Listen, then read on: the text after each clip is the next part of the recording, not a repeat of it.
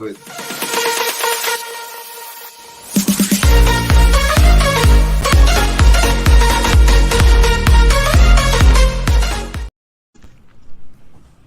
"30 seconds is too long. I need to cut that shit down." Welcome to the Benchwarmers Podcast. I'm Eric. He hate me 702. The guy with the Raider shit. You know, the one with the trash down below. Go ahead and introduce yourself. Jeremy with a G.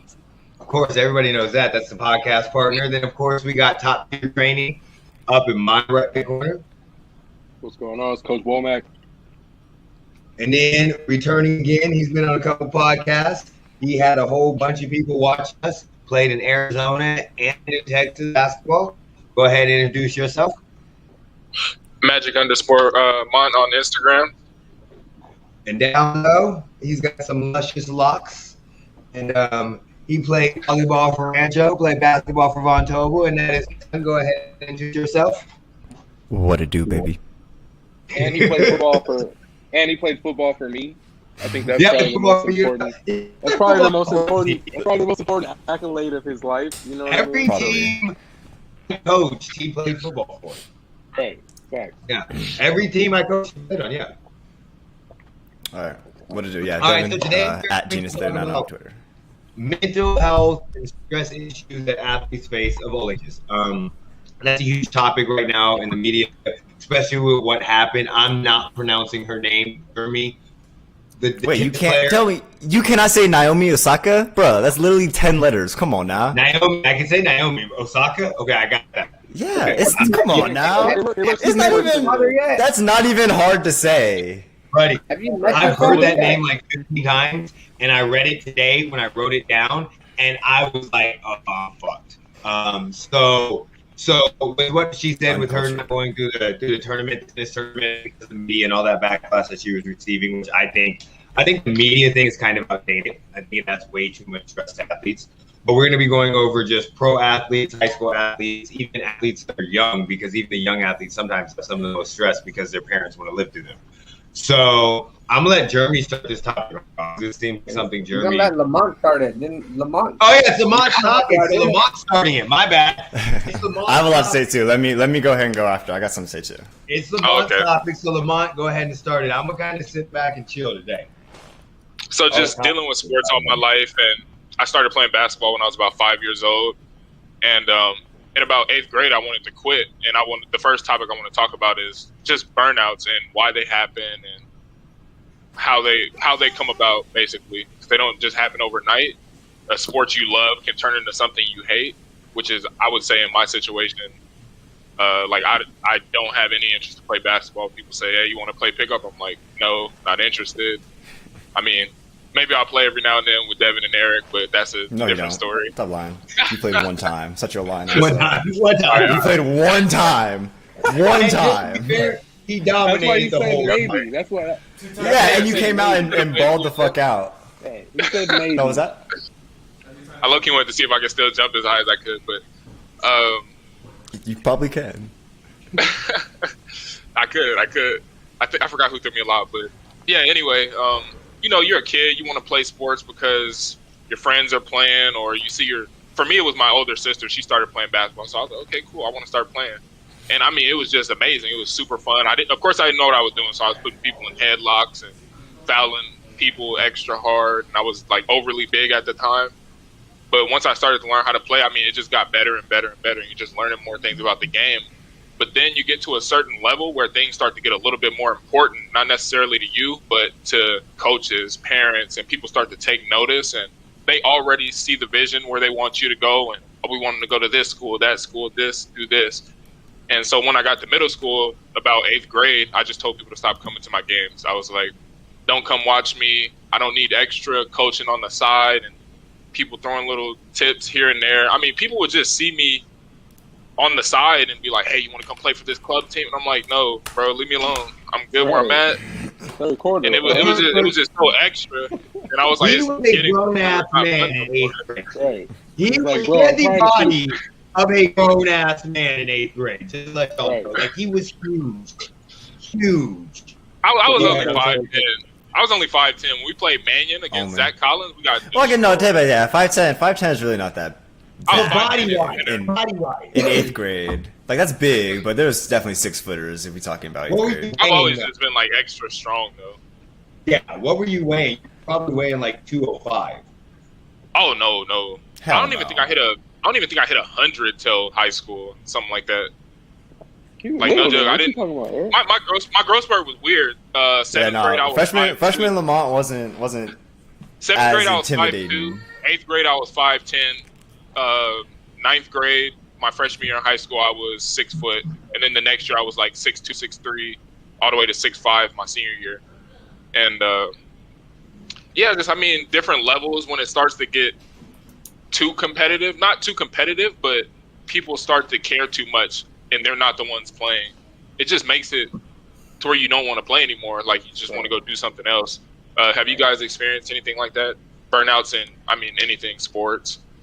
Yeah, so first off, I wish I had a similar growth spurt to that because I also was 5'2", 7th grade, and then I was 5'8", 8th grade. But then I kind of just stopped sophomore year. I hit 6 foot and kind of slowed down. I didn't get to keep going after that, so congratulations. But, sports burnout, I think, is something that doesn't, I think everyone's burnt out unless you're literally like your Kobe Bryants, you know? Like, these players, at the end of the day, they aren't as excited as the first time to get up every single day and go work out, to go practice, to even for the games, they might get into that game set mentality, but it's not the same excitement, obviously, because you've done it a million times. That's for anything. And I think it's about, for burnout, you just got to be built for it. Even burnout at jobs, people, last 4 or 5 months at a job and they're like, oh, can't do this no more. Time to look for something else. You're going to get burned out doing anything, and sports are no different.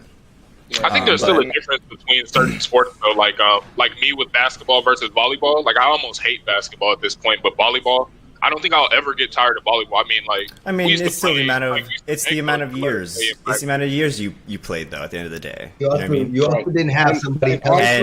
And also, I'd say the sort of. I'd say the sort of success even that came with volleyball was, I'd say, greater than your basketball career. Over basketball, you've had plenty of bad seasons. How many bad seasons of volleyball did we really have? What, 1, maybe 2? At Rancho, we were pretty good every season, so that could attribute to the burnout with volleyball. Go ahead, Womack. Right. But honestly, I don't think and just through my experience of being a player, a coach, and just playing since youth, and now just being in the training realm, I think burnout happens when you feel like that you're not doing it for the right reasons anymore, and that could be anything. And then it almost goes along the lines of when you see a comedian, right? They always expect you to be funny, right? Every time you fucking bump into a comedian, you're like, hey, bro, make me laugh, because that's what you do. So when you're a high-level athlete, it's kind of the same expectation where everything that you do, whether you're fucking taking out the trash or whether you're doing a test in class, whether you're, cleaning up the gym after practice, everyone expects you to do it at a higher level. And I just think that's kind of what it comes to, because that's what they expect from you. And I just think burnout kind of happens when you feel like you're not doing it for the right reasons. Because once you do something for the right reasons, for instance, I got burnt out as a coach, but as a trainer, I've never been burnt out. I train Monday through Friday, and I've been training like that for the past 3 years, straight, Monday through Friday. And I can honestly say that it's something that I look forward to doing. I just feel like if you're doing it for the right reasons, and I get to see my kids grow, and I feel like burnout, you know what I'm saying? I feel like, outside pressure definitely influences the burnout. Your parents forcing you to do something, your coach is forcing you, you know what I mean? All those kind of things kind of play into it for sure. And that too, even with the whole parent aspect, because my senior year, I quit the volleyball team. I didn't want to work hard enough in all my classes to stay eligible, because I only needed one class to graduate. So I was like, fuck it, basically. And I decided to quit, and I told the coach, or my mom, I told my mom I quit. I was like, I'm not playing volleyball anymore. Her initial response was, how am I going to see you play? I'm not going to be able to watch your games no more.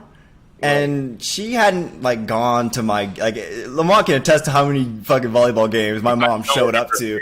Eric can attest to show up. Like she was never in the stands at a volleyball game. So to hear her even put that pressure on me at football games, exactly no sport she showed up to, for being honest. So for her to put that pressure and guilt on me for not wanting to play because I was burnt out and the effort wasn't worth it in my eyes, even that. And I think that's a great lead into the topic today.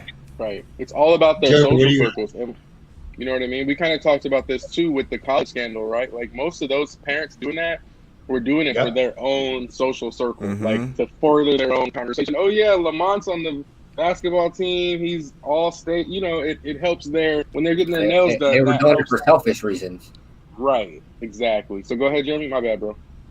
But I mean, I don't think. I played when I was a kid in grade school. I played a lot of sports, from baseball, cross country, wrestling, football.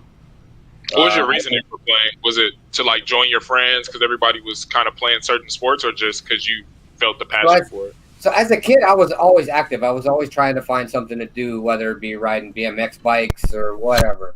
And sports, the childhood I grew up with, me going and playing sports got me out of my reality for 2 to 4 hours a day at practice or whatever. So, I can't say I ever got burnt out.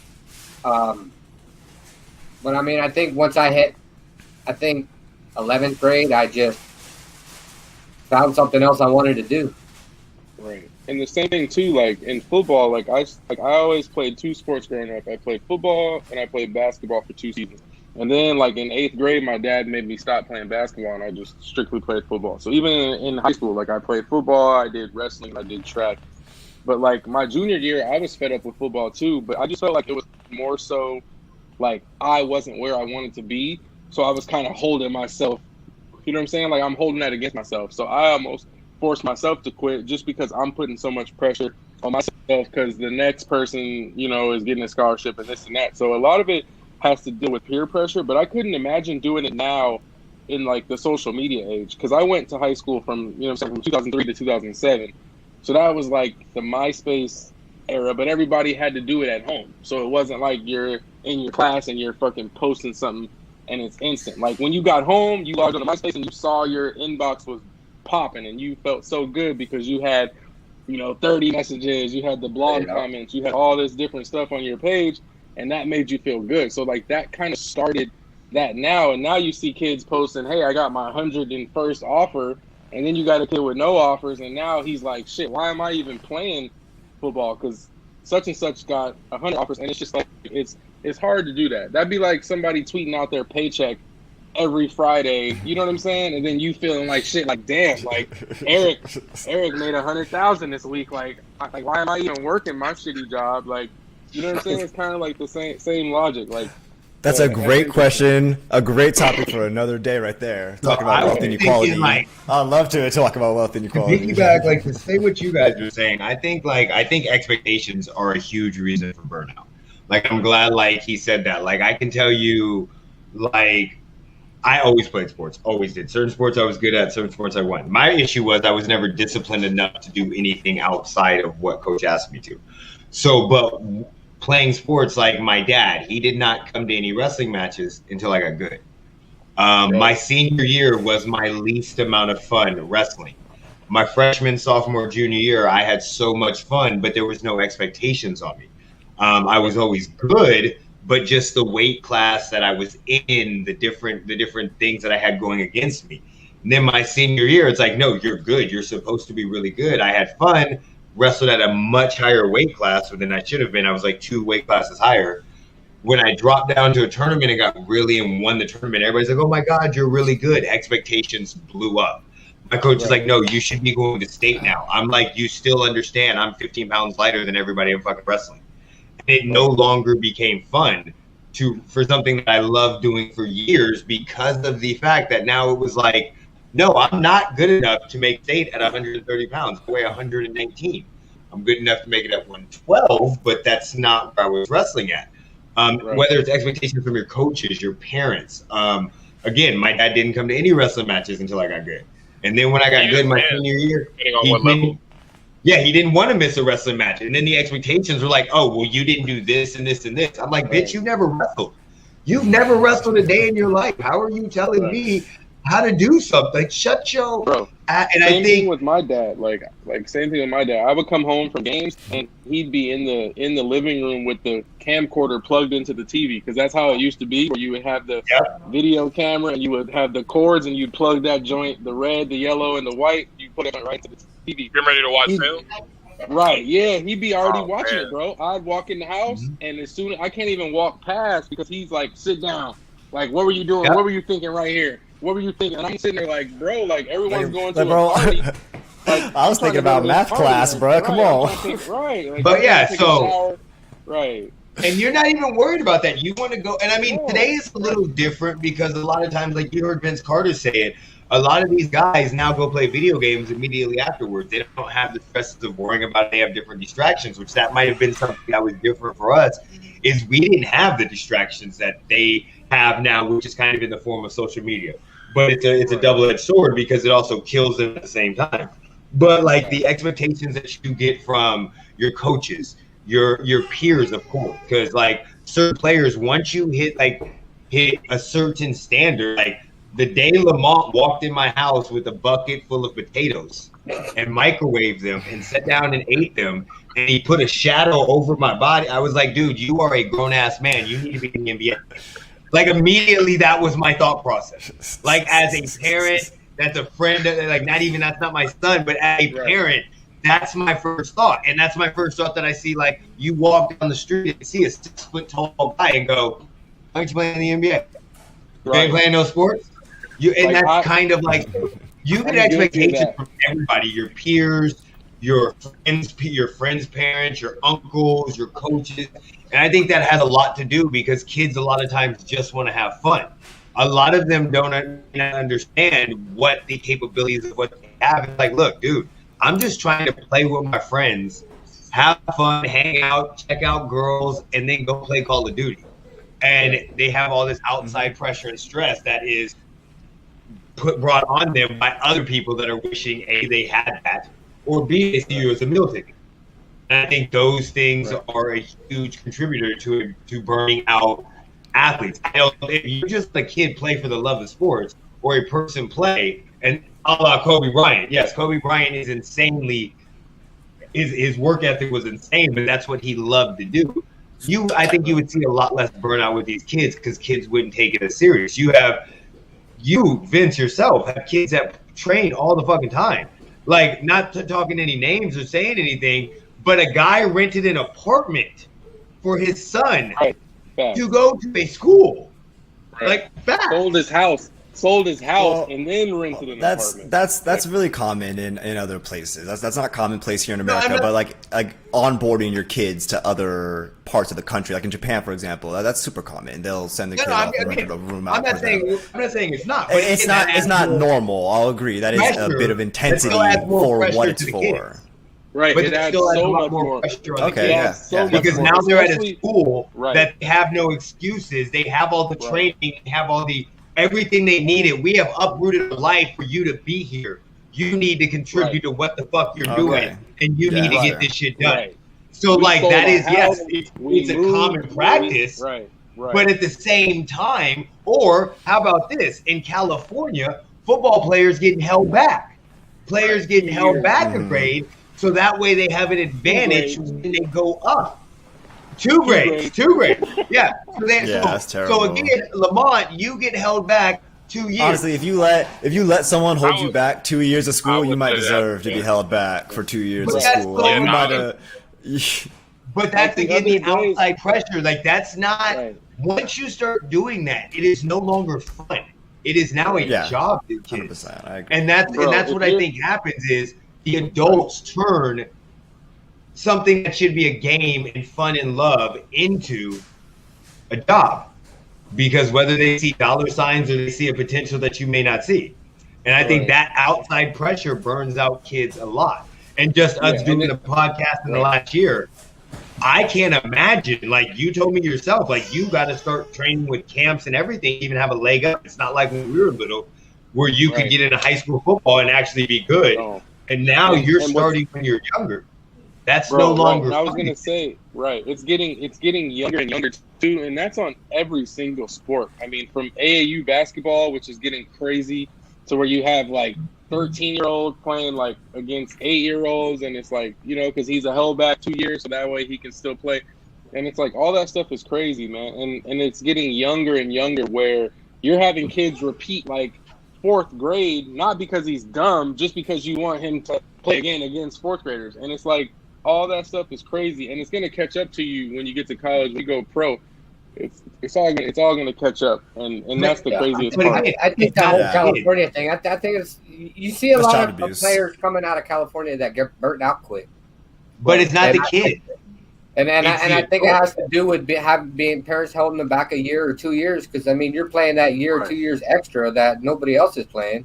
No kid in their right mind is going to be like, oh yeah, I want to repeat 6. Bro, it don't even matter. It don't matter the reason. You get made fun of for that shit. Let you be in 6th grade twice.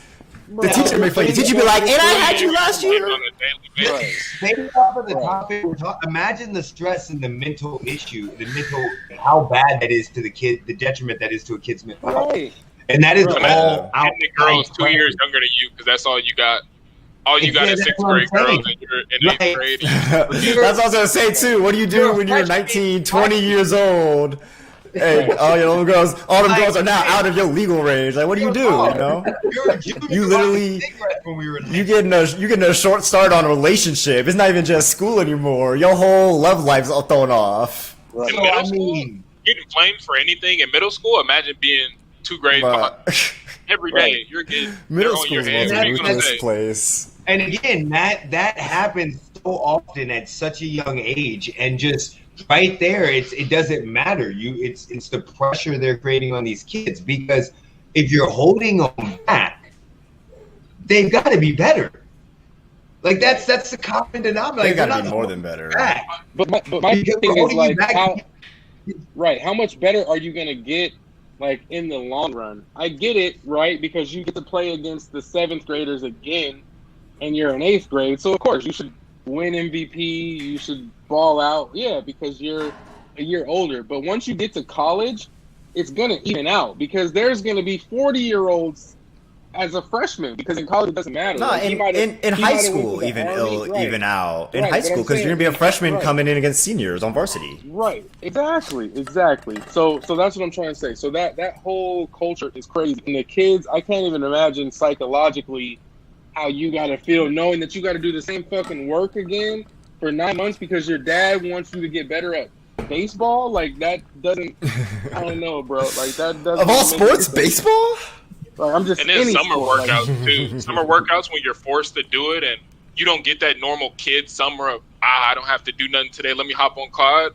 Like, bro, it just college turns was worse. College was worse because that's when I got burnt out on football, because that was 7 days a week. Like, we were swimming on Sunday. Like, we were doing we literally 7 days a week. You're in the facility, you're in a meeting, you're in the weight room, you're doing something, man. That's when I got burnt out, because I'm like, I'm not going to the NFL. Morning practices. What are we getting? How are we getting productivity out of morning practice? Honestly, at 6 a.m. I haven't eaten. Honestly, I reflect on that. Why? Because I didn't play basketball all through high school, and I reflect on maybe what it was that just didn't. I really didn't want to. Also, like, it wasn't like I really super wanted to. My 8th grade basketball coach had us doing morning practice before school every day for basketball. It wasn't my dad. He wasn't my basketball coach at that time. It was Coach Walters, and he was a great coach. Don't get me wrong, great dude. Coach Walters, Coach Truax, and it was because of circumstances. We had the girls' basketball team, and we only had one good gym. So instead of forcing the girls to play their practices every day outside, our coach said, "Fuck it, we'll come in, do morning practice before school every day." But I mean, coming in, doing a full practice, getting shouted at, or having to force myself. I already was shitty waking up. My alarm had moved out, my older sister, so I already had to force myself to wake up. Like, it was hard getting up every morning for basketball practice, and then once again, the rest of the day, it was like I'm sweaty, I fucking smell. Right. I ain't trying to go to class now, like, definitely not. Exactly. or practice ends, and all the people are coming in now because everyone's getting to school now an hour before school, and they want to play basketball in the gym. And it's like, oh shit, I gotta go on basketball practice. Let me get my school uniform on and play some more basketball. What? Nah, come on. My question was always like, isn't the point of practice for us to get better? And then I was asking Coach all the time, I'm like, how are we getting better right now? You're screaming at us and you're literally about to kick us out, send us back to the dorm, and tell us to come back later. And I'm like, what did we just get out of this? Like, we got nothing. I'm not going to be more disciplined, I promise. I'm not going to want to come back and work harder for you. Yeah, That's not going to be it. I'm not going to come back with a newfound respect for this man. No, So that. We touched on this earlier. Vince said this, and this is probably going to be a major topic. I can tell you from growing up, I graduated high school in 2000. We didn't have social media. We didn't have cell phones at all. Cell phone introduced my senior year in high school. Like an actual Nokia cell phone that Weird flex, but okay. Call after nine. With no color screen, just So like I didn't grow up. buttons. We grew up with beepers. Like we didn't even have online gaming. Internet was literally we would stay up and call our friends to play Tony Hawk and figure out all the stuff. So like the stresses we had were all around us. Like the internet held up the parents' phone line, so you couldn't really play the internet. Yeah, Mom always we had a didn't call. have Nobody's even calling. But all of our stresses or all of our things were literally somebody we were connected to. It was not somebody I got dunked on, and I got lit up in a football game. And trust me, my little ass got lit up multiple times. I didn't have to worry about it going viral on social media. I didn't have to worry about locker. Yeah, I didn't have to worry. Yeah, any of that stuff. I had nothing. Could you imagine? Could you imagine? Like, I mean, I could go to school the next day. Yo, that's something I've never considered that. At 3:00, and by the time you get to your locker at 4:15, you've got 20,000 views. Yeah, I've never considered that someone's on the receiving end of that. So let's put it this way: my freshman year, I was running in to block a punt, and I was coming off the edge. I don't know why the fuck he had me coming off the edge. I was little. I was coming off the edge to block a punt, and I don't know what the fuck happened, but I dove. But the punter, when he came down, he landed on my fucking leg. Like he literally came down like his cleats right on my leg, and like I had a bandage on my leg. And like a couple people were laughing at me because they were like, "Oh, you got a fucking bandage," because like he hit me right in my calf, and they were talking shit to me. Like I went to school the next day, and people were like, "Oh, what happened to your leg?" I was like, "None, just cramp." Like nobody fucking knew. Not that that's a big deal, but like right now it would have been exaggerated. Like a punter would have literally came down and fucking WWE kicked me in my fucking leg, and you'd have seen me. They would have done a voiceover, right? Exactly. It'd be kind of hard voiceover. All of our pressure was around us. Like, yeah, you had the players that were amazing that you had pressure on. But like even then it was just state. Like that was it. Like you knew people in state, but that was like you knew a couple people, but we didn't know everybody. Like honestly, like you could change schools and be all right. Like you could move across town and be straight. But now, like motherfuckers in Africa. Yeah, that's funny. That shit you don't hear no more in movies. That used to be like a movie or a TV trope, like, oh, move away, restart. You can't move away no more. No. So like, not if you viral. We could move on the other side of town. Exactly. You moved to Nebraska, sitting at a goddamn bus stop. Bus driver look at you.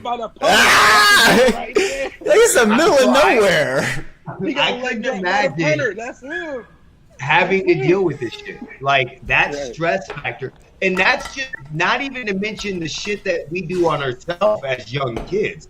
Like if I had Twitter as a kid, oh my god, buddy, I'd be catch you saying something crazy. I'm gonna be real. Twitter was I purged my Twitter for fear of anything that could come back and get me that I said from middle school and high school. Because I said some wild shit to people for no reason. If we had camera phones, or if we had, could you imagine if there was a camera That's why phone? It's funny. I'm waiting for. We would have all been screwed if there were camera phones back then. Now, we're talking about us. We haven't even gone to pro athletes with camera phones. Yeah. Mm-hmm. And Like, they are willing to send death threats for missing a certain shot, like kickers, and at a certain school, you're a famous college kicker, NFL kicker. You might actually get hurt. Jeremy, what's the Buffalo? Yeah, what was his name? Right. What's the Bills kicker? There's the guy he missed. There's the guy who made like the 50-yard and then he missed one. I listened to a podcast today because we were talking about this, and it was really good. There's a podcast I listened to called Sports Psychology Hour with Dr. Andrew Jacobs. It's wonderful, and it's kind of in line with this topic. But I went and listened to a few episodes today because I haven't listened in a while, and I thought it'd be relevant. And he was talking about a kicker. I forgot which kicker it was, but he said that the kicker had hit a 50-yard field goal in the game, and then misses like a 17-yard, and they lose by like 3 points.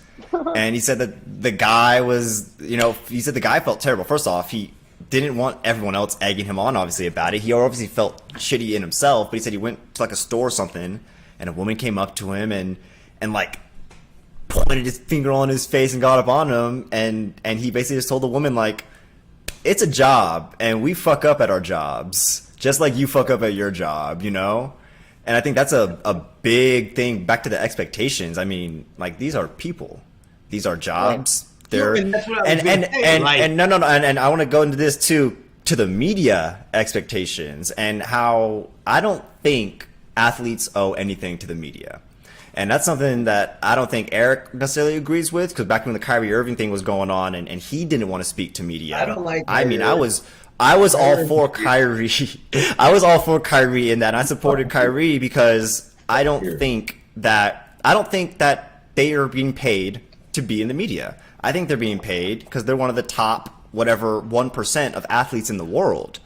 And I agree with you, but it's literally, I think, in their contract. It's in their contract. No, that's why. That's what I'm saying. It shouldn't be in their contract. Is what I'm saying. For example, let me explain, because they use an example of this podcast too. Let's say you're a fucking machine welder, and you're the #1 machine welder in the country. Would you really want to get off your shift every single fucking day and tell the media about what you did at your job? If one day you were like, this is the same shit I'm doing. Yes. Yeah. Yes. Okay, baby. Your girlfriend right now? Do you do that to your wife right now? You ask Alyssa. You ask Alyssa every single day, how was work? You go to her. You a goddamn. No. Listen, you want me to bring her on? Yeah, go ahead. Look, but we missed the point, and then she's analyzing it. Like, that third customer came in, and you didn't say thank you. What happened there? What were you thinking? Why didn't you exactly that part? You're not asking her these types of questions. You're asking her, how was work? If after the game they just said, how was the game, Kyrie? I'm sure you have no problem going, oh damn, we could have won, could have this. It was bad. Exactly. How was it? What went wrong there? It's like every fucking thing. Everything went wrong. I completely agree that the media shit is outdated. My issue when we were having a conversation is you can't sign a contract that says you have to do media but it shouldn't be in the point is overall it shouldn't be in the I think it's relevant. It's relevant to the mental health conversation we're having. Same thing with Naomi Osaka, who decided to withdraw from the French Open. But that's a totally no. But that's different. She didn't sign a contract. She's a tennis player. Yes, it was. No, she was contractually obligated. That's why she was fined by the French Open. She was contractually obligated, and she said no. But she's not. It's not. She's not. She has a contract to go to that tournament. If she never wants to go to that tournament, she does not have to. Kyrie Irving, it's not the same type. If Kyrie Irving decided not to play in the NBA, he couldn't. He could say "fuck you" and leave. Right, yes, it would be more detrimental. Yes, it would be detrimental to him. But at the end of the day, if the conversation is about mental health, if they say, okay, well, this aspect of the job is toxic to mental health, I don't think that aspect should be enforced, especially if they're telling you, I don't want to do it because of my well-being. What should be and what should not be done is not what we're talking about. We were talking contract that he signed, knowing it had it in there. Now, granted, I do think that the media is completely outdated, and I do not think that players should be forced to go and talk to the media after any amount of game. Like, I think it's absolutely stupid to go and ask Joel Embiid, who went 0 for 12 last night, in the second half and blew a game-winning layup, what the fuck is going on? I think it's dumb to go and ask the Super Bowl losing quarterback, Cam Newton, when he got beat by the fucking Broncos, ask them all them questions about what were you thinking? Why didn't you dive on the ball? I think that's absolutely stupid. I think the media process is completely outdated and it should be revamped because it's basically from like the 60s and 70s where that was the only outlet where you had to talk to newspapers and media and television. Now you don't have that. Right. And I think more people should take like the Marshawn Lynch approach because he was genius. Yes. Right? He's like, I'm going to get up here, but I'm going to say whatever the fuck I feel like saying. Like, you can ask me whatever you want to ask me, but I'm going to just be like, yep, the sky is blue. Yep, you're right, bro. Yep, the sky. Like, you don't have to. Like, so that's what I'm saying. There's like, a lot of athletes that take that approach. And once again, we can't look at that and say that's also healthy for mental health. If we're having a conversation about mental health, we can't say these avenues and shortcuts that players are being forced to take. Let's once again address the root cause and that it's the expectations and the fact that it's even in the contract at all. You could also argue the stress of playing the sport isn't healthy for your mental health. So, where's that argument stop? What was that, sorry? The root cause is them playing at the highest level and having to be as good as they are and putting themselves out there to constantly be viewed that way. Like mental health, you're 100% right. They don't have to play the game. Like Kyrie Irving at any point in time could step away and say, I want to take care of my mental health, and nobody should talk shit about him. Mm-hmm. And he should be allowed to do that and come back when he wants to if the team lets him do that. But at the same time, if he can't, I'm not saying just playing the sport, whether you take media out or you take just playing that at that level with that accessibility is not going to be good for mental health. That's why we celebrate the Kobe Bryant and the Michael Jordans and the LeBron Jameses and the guys that in a lot of terms they are considered mentally tough because they can deal with all of that type of stress and still prevail through there. But taking the media part away from that is not going to change the fact that they have said they are literally on the biggest sport or the biggest platform for that sport that happens to be worldwide and global. And that in itself is a mental health issue because they're going to be constantly critiqued. Whether you take media or not away, you have social media. I'm going to sit here and talk shit about their ass. Jeremy's going to sit here and talk shit about their ass. Vince, and we're not critiquing them as people. Right. We're not, or in this scenario, you have Kwame Browns, who's a 19-year-old kid that comes in and has the most shit talked about him forever, and still prospers very, very well, and eats it. And like he was the number one draft pick that Michael Jordan destroyed, and we celebrate kind of those people. Like being a professional athlete is going to have a mental toll on your health whatsoever. Yes, taking media away and taking accessibility at some point in time from other people may help, but it's not going to change. You're still going to have expectations. I'm still going to see you in the fucking street and say you blew the game. Right. And even your own teammates are going to do the same thing. Like exactly, like your own teammates are going to hold you just as accountable too. So really, at all aspects, I mean, it's going to be there.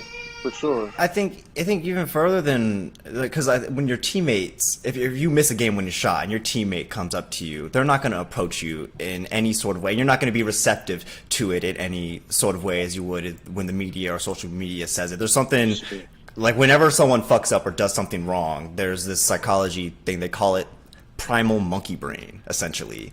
Whenever you're flustered or angry, whenever something happens, they call it that because whenever something happens, you have these initial like primal responses almost. Your first response to something happening isn't going to be a logical thought out one. That's just not likely unless you intentionally do it. So I think holding yourself accountable and how you approach these conversations and how you critique the players even, because yes, it may not make a difference. They may not ever see the words coming out of my mouth, but if there's a better way to say, wow, I can't believe you missed that fucking shot, bro, I think putting you holding yourself accountable further than saying, oh, well, the teammates this, someone else is going to do this, so I'm going to keep doing me anyway. It's like, no, fuck that. Hold yourself accountable and expect others to do the same. And I think that's the way we should approach the mental health aspect of it. It's not, oh,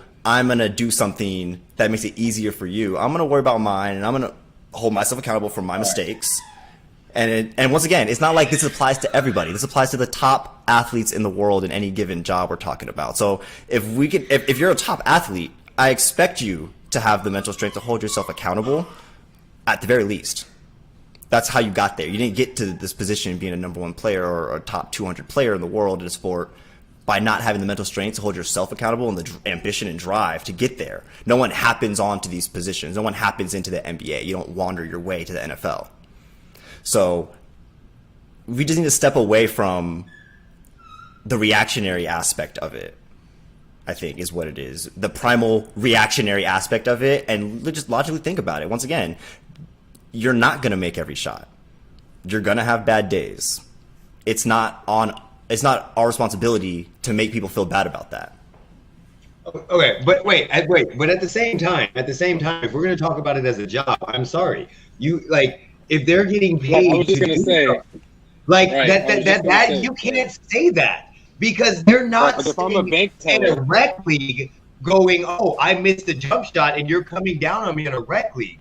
They're literally getting paid to do a job, and at your job, you are expected to be good at it. And yet, you can have off days, but if you don't, if you continue to have off days, you're going to lose your job. We don't get paid based off of our talent.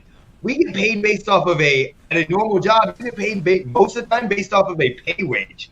So you could be the number one talent in the world, and you're not coming in signing a contract for $35 million. They could step away from the game and not be held accountable if they just love the game. They are choosing to put themselves out there. If you're putting yourself out there, you're going to be critiqued. You're asking people not to critique them or be nice about the critique. I'm not asking them not to critique or not to be nice about it. I'm asking them to logically think of how they go about it, not have a reactionary primal response. But how can you logically say you get paid to hit a clutch shot and you fucked up? Because that's what we're talking about. What do you mean? We're not talking about them as the person. You can't, because people fuck up. That's exactly what you said. Because people fuck up. Tom Brady missed fuck ups are I'm not saying he's a terrible father. I'm not like, oh. Yeah, I mean, and that's the issue I think we're having. But at the end of the day, people will say they're a terrible whatever, and that's not the case.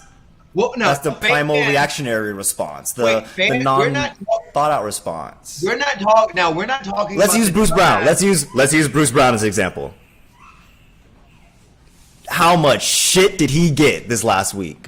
How much shit is being thrown on his doorstep? Let's be honest. People are fucking killing him on social media because he went for a layup instead of giving the ball to Durant or Kyrie. But I mean, people say he's a shitty basketball. People who haven't watched him all season though, who don't know the impact he's had on the Nets while Kyrie and KD weren't even in during the season. Those are the people who are hounding him on social media, talking shit about him. Not one Nets fan I've seen has been like, "Oh, I can't believe he took that." No, they know who he is, and they know the type of player he is. That at the end of the day, they miss a lot of shots. That's the logical thinking. When you were younger, you can't. And you went to the gym, did people not talk shit about you while playing? See, but that's the end of the day. I'm not going to say when I'm younger. That's a terrible example to use kids. They're doing it on a national stage. No, if I'm at a fucking YMCA getting if they're doing it on a national stage, I think you should have more respect then, right?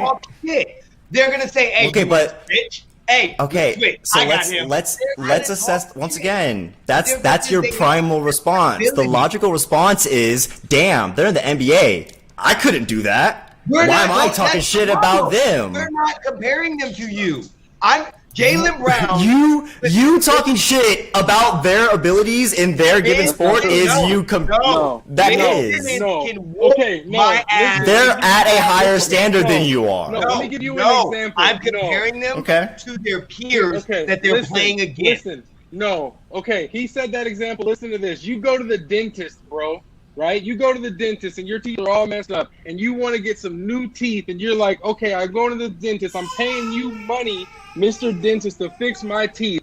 You wake up and the dentist fucked your teeth up worse? Are you going to be like, oh, well, I'm not a dentist, so I can't be like, oh, you suck as a dentist. Nah, bro, you fucked up. Like, it's different. Like, I'm not a dentist. No, it's we're not comparing years and years of school to putting a ball in a hoop. It's not. No, it's the gap. The gap is completely different. The gap is completely different. The gap between a normal person and a dentist is not the same between a normal person and an NBA player.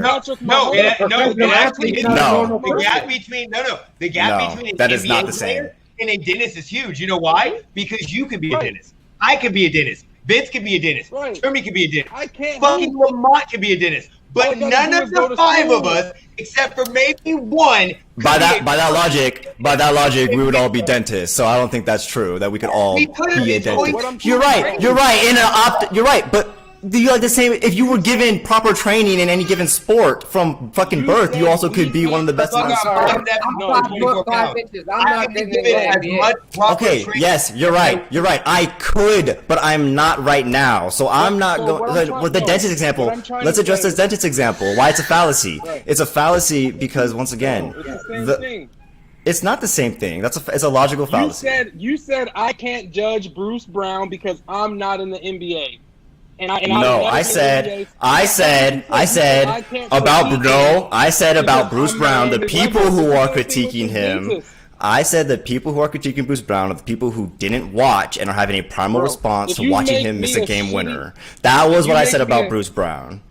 If you make me a shitty pasta dish, so I have a question. I'm calling you out. I have a question right now, okay? So, Devin, I want to know what your thought process is on this, okay? I was watching the Sixers game last night. Embiid went 0 for 12, okay? He missed the game-winning layup, right? Well, it wasn't game-winning, but it would have put them up by 1, okay? The ball rebounded and went to Ben Simmons. It bounced off of his hands and went out of bounds. I got up and cussed them both the fuck out. But what do you think they were doing in their head? That's the thing. You act like these players. Exactly. So if you, but am I wrong for that? Okay. Yes. Because I'm explaining. Let me explain. Why? Because once again, that player is already doing it to themselves.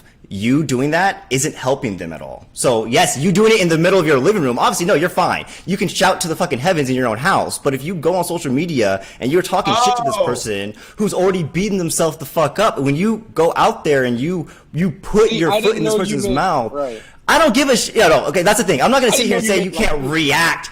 No, if you're going to sit here and fucking react, that's completely different. I should have clarified. I have one question. Can they not turn off social media?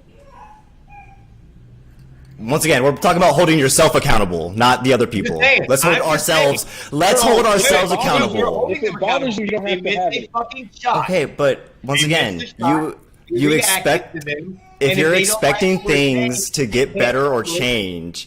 If you're expecting things to get better or change through other people doing something, it's not likely. If you're going to ask me how I would go about it, it's holding myself accountable and being mindful of what I put out and what's going to be heard when I say it and who's going to hear it. Okay.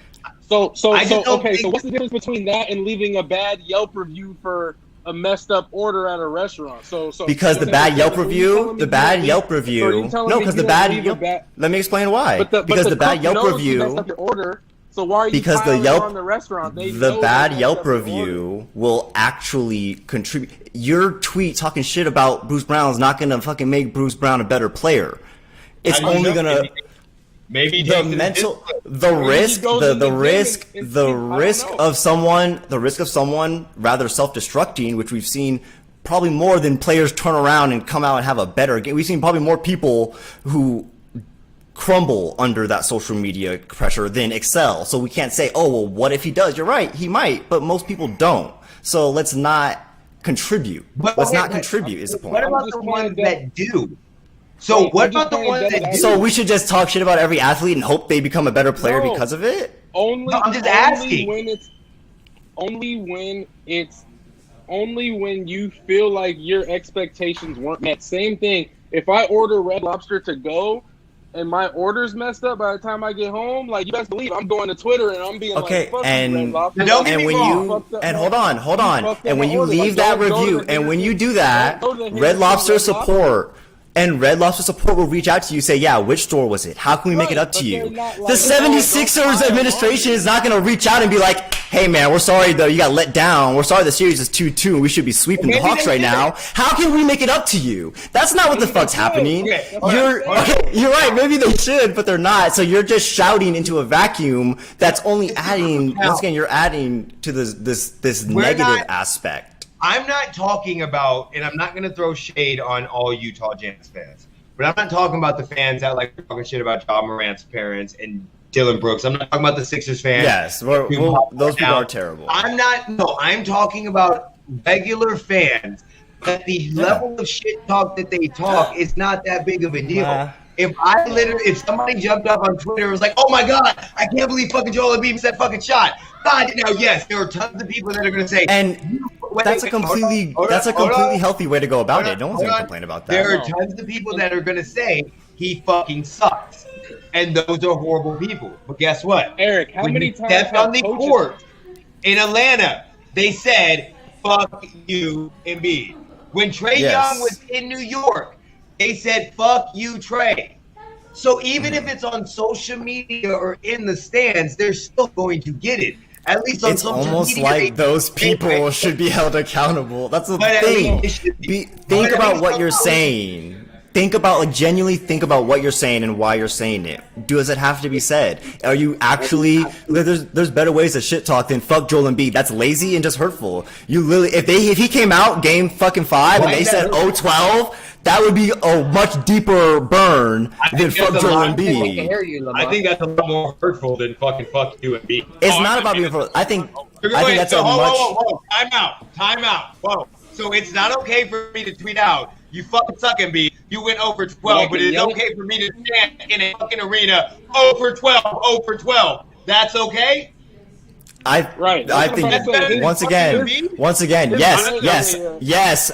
Referencing stat lines is more okay than shouting obscenities and insults at someone. Yes. So basically- Sorry, I have to clarify. My bad. I got to clarify that one.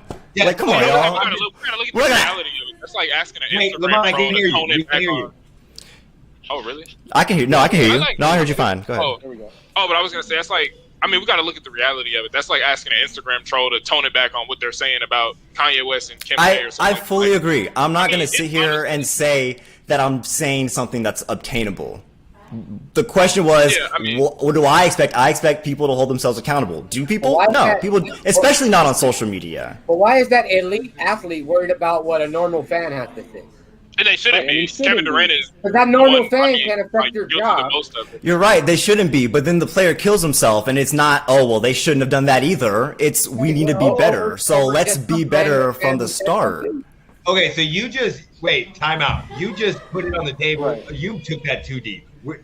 What players? Well, it happens, though. It happens. We're not going to act like it doesn't happen. Woo. Or they'll But I mean- kill. There was a Kansas City Chiefs lineman who fucking murdered his wife, girlfriend or something. With him being shit talk. It had to do with fucking mental issues that were not being addressed, and I'm sure. Just rewind that. Clear that up. I'm just saying that there's been no signs of an athlete killing herself because of social media shit talk. Zero. I'm Make sure. sure you Let's do this. I think it would Let's just do depend this. on what level, but at a professional level, I mean, the amount of money you're being paid, and I mean, even if you're not getting paid like that, you came think into that's this another knowing you were going to be issue. broadcast and knowing that. I mean, you have to deal with it, honestly. Like, I played in Utah. I mean, you should have heard some of the things they were saying about us, Utah and Idaho, and we're Division II. Like, I think that was when I was at AWC, actually. So we're a junior college, and we're playing in the district game, and I mean, racist stuff and this, that. They done pulled up our social media. Hey, Lamont trailer, this, and that. I mean, imagine me posting about my dad dying and somebody's yelling that in the crowd and stuff like that. I mean, I don't really know where we're going with the conversation, but I mean, you just can't control social media. And honestly, I've learned to deal with it because if someone posts, "Hey, Lamont, you suck," okay, yeah. Where do you play? And just leave it at that. Kevin Durant. Who are you? So Yeah, exactly. Who are you? Like, Okay, so I wouldn't you're right. want to That's deal with our social response. media. I wouldn't want to deal with social media as of right now as an athlete because it would drive me crazy. First of all, I talk too much shit, and a lot of times I'm wrong. You should see the comments on the YouTube videos. Oh my god, some of them fucking hilarious. But so we're just but you were wrong in that Pacquiao fight, and I backed you up. So you did. I was coming with that response too. But I'm not saying. I'm just saying that at least you can turn off social media. And again, with the mental health with social media, the media, we're totally different. The media is something that is contracted and it's obligated for them to do, which should be changed. But as of right now, if you are contracted, it's a contract that says you have to go to the media, which is going to take somebody to get an agent to say, fuck you, I'm not doing media appearances. You need to come up with the Marshawn Lynch shit. Because there are times that the media could be your friend, and there are times that it's not. There are certain times, if we use Kyrie, that they're making fun of him for staging the fucking arena. But at the same time, as soon as he said the racist stuff in Boston, we know what's going to happen. They replayed that on a loop and paired that with other shit. So he got his message across. Like, the media could be their friends and not their friends. So I get the contractual obligation should not be 100% there. It should be more of a, hey, I like this report. I'm going to come talk to you. Lamont, you going to come talk. I like Eric because Eric spins shit. I should not be contracted to talk to fucking Devin because of the way he feels could be totally different than me. But social media, they can turn off. They don't have to be on it. And again, as far as like, if that is an issue, maybe 10 years ago, maybe 5 years ago, it's 2021. To not be on social media now, it hurts your stock and value even. And as in the famous world, yes, LeBron's connections would hinder without social media. To say they wouldn't is wrong. But we're talking about I don't think I agree with that. People, especially celebrities and famous people, live through their friends through social media. Some of these people can't keep up all the day like they can before. I think it makes it more intriguing to not have a social media. There's a lot of. I mean, it's easy.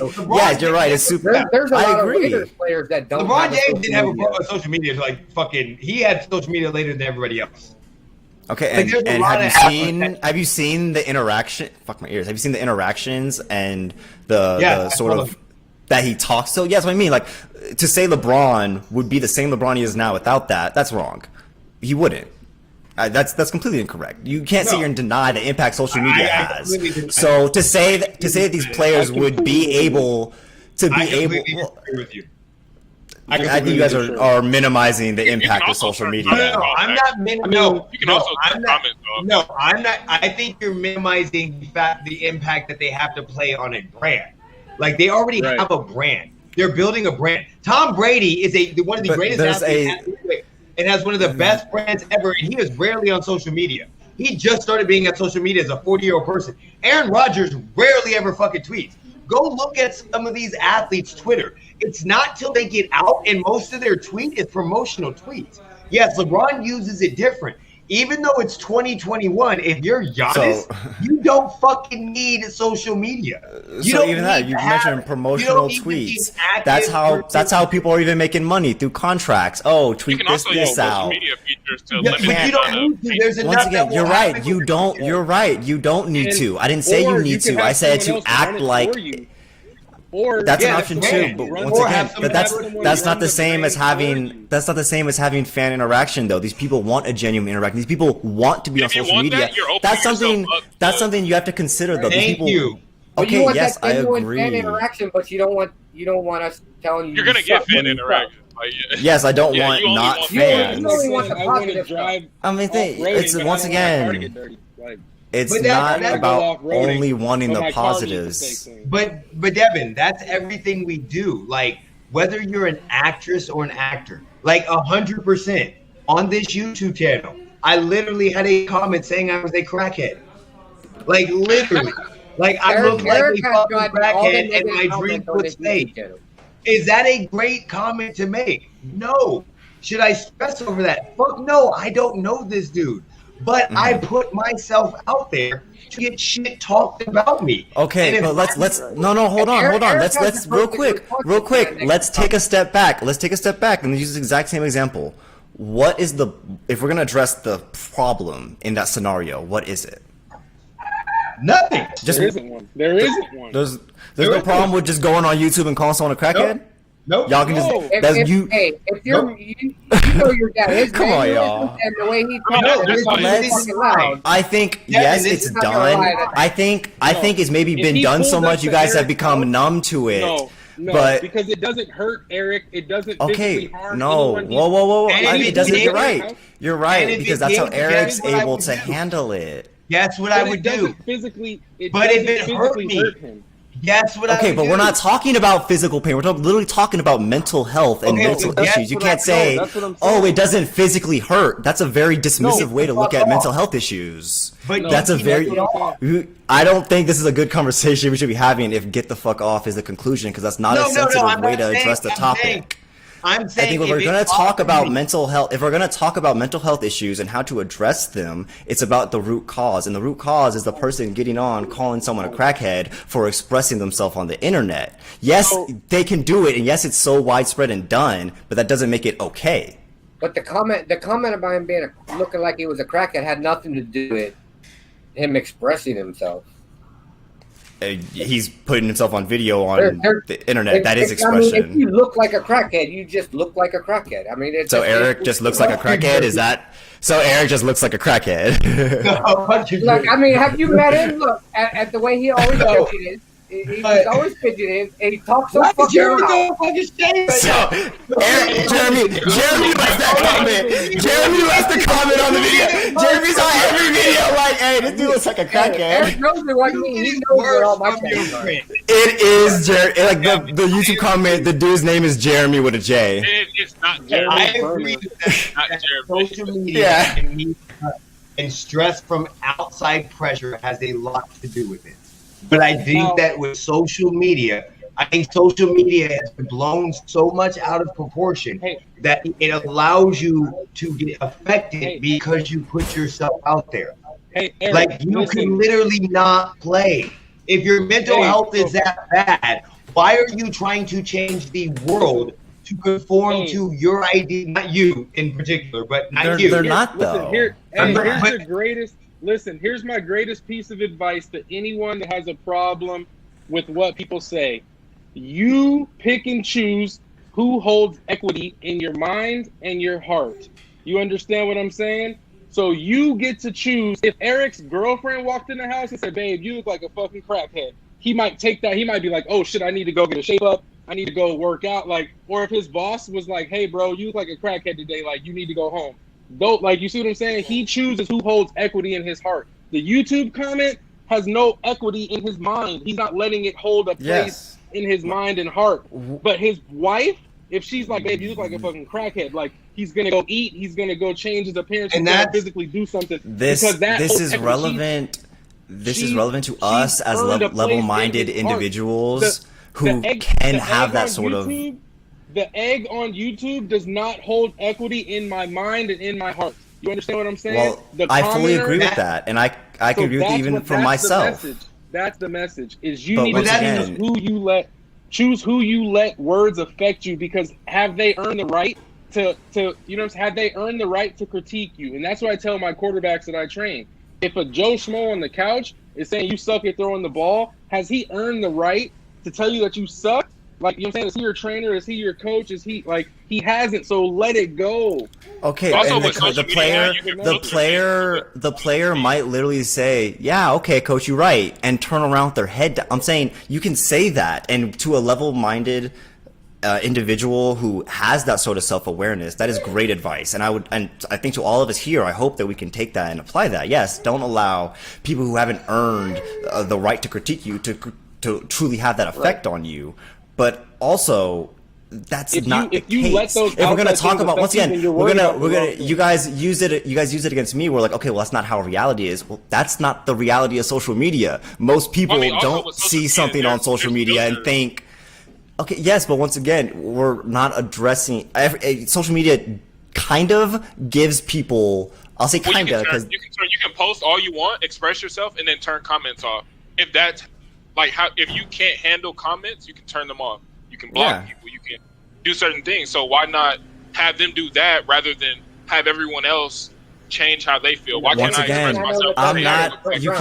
Everyone keeps saying change. I'm literally saying if the way you need to go about it is to sit down and like what Womack's saying, sit down and have that self-reflection. If that's what you need to do, that's what you need to do. But I think once again, it falls on the self to have that accountability.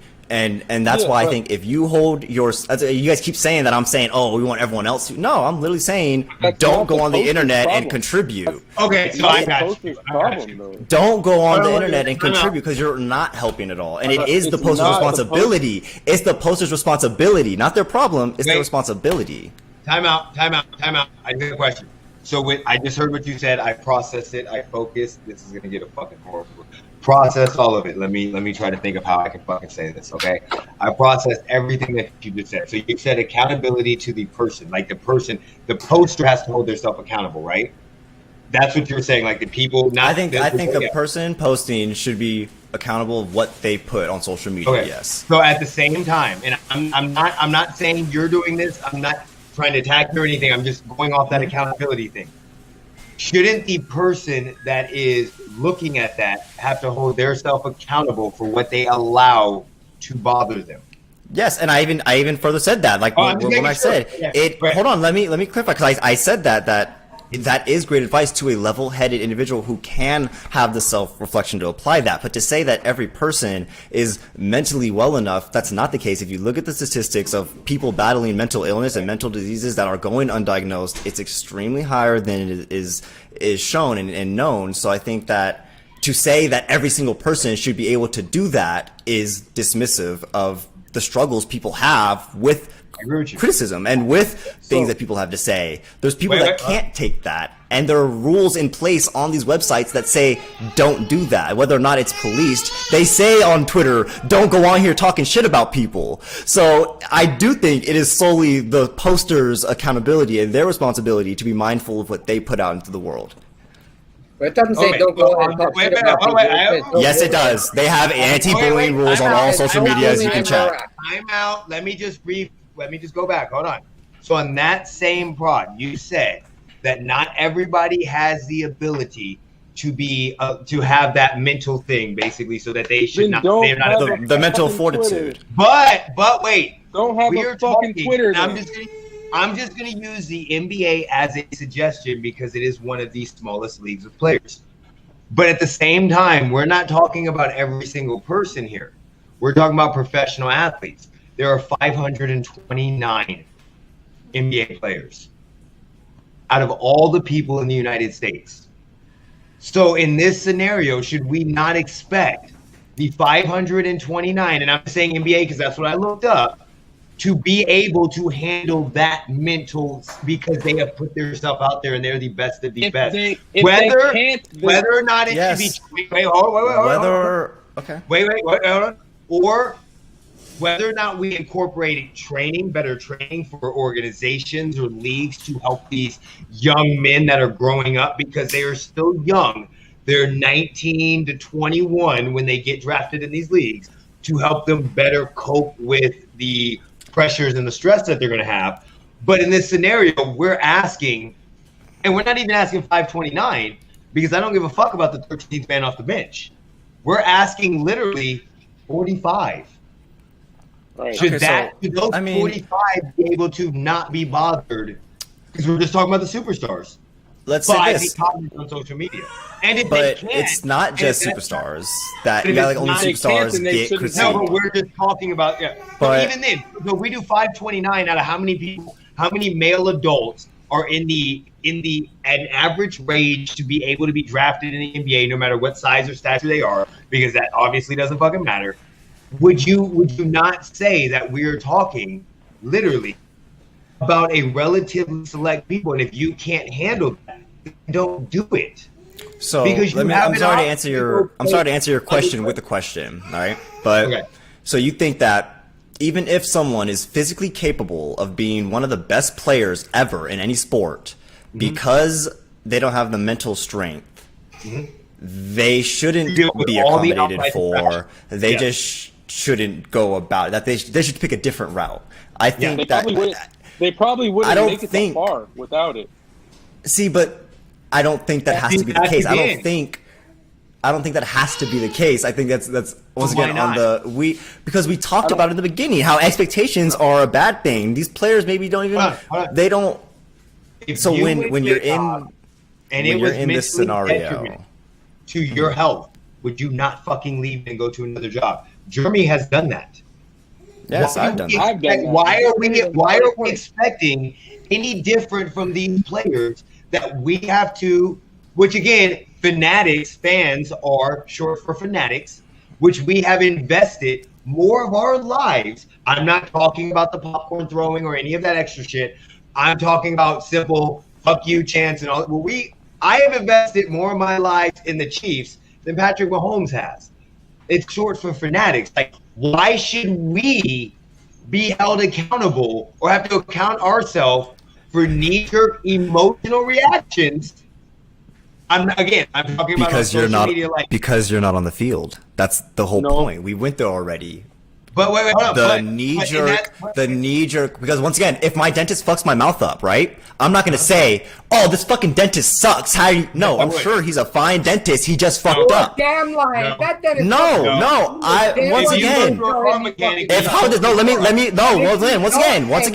Once again. No, you cut me off. You see this dentist's portfolio. You've seen the clients they've worked with. They've put in wonderful teeth on these people, wonderful dentures. They're great at their job. You come in, they fuck your mouth up. It's not. Once again, because that is literally you're all responding with primal responses instead of really thinking this person has a doctorate degree. They're a dentist. They got to this position. They must know what they're doing. It's something else. It's not this person sucks at their job. It's always like it's. No, you guys. It's different. It's different when it's your cook or your average fucking waiter at the store. But when it's someone who spent 20 years fucking driving to be in this position. The same as professional athletes. I said the dentist. Yes, exactly the same as professional athletes. When they've been working so hard this entire time, I know they don't suck. For me to say you fucking suck, I look like a fucking idiot because I know they don't fucking suck because that's why they're the dentist. If you say you're a dumbass dentist, well, they're a fucking dentist. Who's a real dumbass here? If he's a great dentist, why do you fuck your mouth up? Because people fuck up at their jobs. No one is perfect all the time. No one is perfect all the time. Yes, dentists fuck up. Devin, dentists fuck up all the time. Your job is not to fuck up at our job. Wait, if we fuck up at our job, and this is what I think is just with the social media. It's not. It is. It's that cut and dry. If I fuck up 3 times and I get written up 3 times, I'm fired. And I'm sure if we go by the same logic, Bruce Brown comes out, misses another game winner, doesn't pass the ball, does it again game 6. Guarantees his ass is getting traded in the offseason to act like he's not. Would be. It's the same. He's out of the job. He's not at his job. He's not on his team no more. But no, they will do that. No, there are jobs that will do that. If you underperform at your position, they will move you to another position at another store. There are jobs that will do that. To say, oh, well, this job doesn't, and my job doesn't do this, so the NBA should also do it. That's such a jump in line. Once again, if a dentist fucks up, he doesn't lose his license. It's not that simple. But this is the reason why. I can go find another job. I can go look for another fucking dentist. I can't go look for another team. Because I'm a fanatic. No, I am a fanatic. Fan is short for fanatic. Devin, I have Hold on. For longer than I have loved you. I have been a fan of the Chiefs for longer than you've been alive. When you met me, I was a fan of the Chiefs. So, I can't go find another team because I am emotionally attached to them. It's not about go find another team. It's about having a leveled response to whatever happens. You are realizing the potential of the person who you are trying to critique. You guys are acting like they're perfect and they have to be perfect all the time. I'm not asking that. What you're asking is a fanatic, which fan is short for fanatic, that has been emotionally I did not know that until right now. Just to let you know, that's what it's short for. So it is short for fanatic. That I had an emotional attachment to the Kansas City Chiefs for 30 years. You are asking me in an emotional state. But I care more about that because the next day, my day is going to be fucking ruined. To have a accountability for what I say. By the way, alcohol Once again, it's not about what you say. It's about what you say to who. I'm not saying you can't explode in your living room. Fuck them, I hate them, I'm done. Rip your fucking jersey off, throw it to the floor. You can do that. But when you go on there, okay, so how about this, okay? Let me give you an example, right? Say that happens, right? And I know what if I texted you last night or a few nights ago, I said, 12. What would your response have been? Fuck you, bitch. I'm going to bed. Exactly, but why would I do that? Why would I do that? What do I gain from that except for, haha, you're mad? It's like, I don't get anything from that. You don't get anything from that. If anything, it's just pointless jabs. And once again, it's different. It's different when it's millions of people jabbing at you. Game 7 of the Celtics and Sixers. Game 7 for we go to the NBA Finals, and we weren't watching the game together, and OB went 0 for 12. You damn right would text me 0 for fucking 12. Right, like if Patrick Mahomes throws a pick against the Ravens, because you know, and would that not be a cheap shot? You know it's not going to bother me that bad. But that's because you're not on the court. Let's go even deeper. If I'm on my job, right, and I'm not doing good sales wise, and my partner, if Dom says something about that, am I not supposed to? Oh, you're not on my job. Like it's not.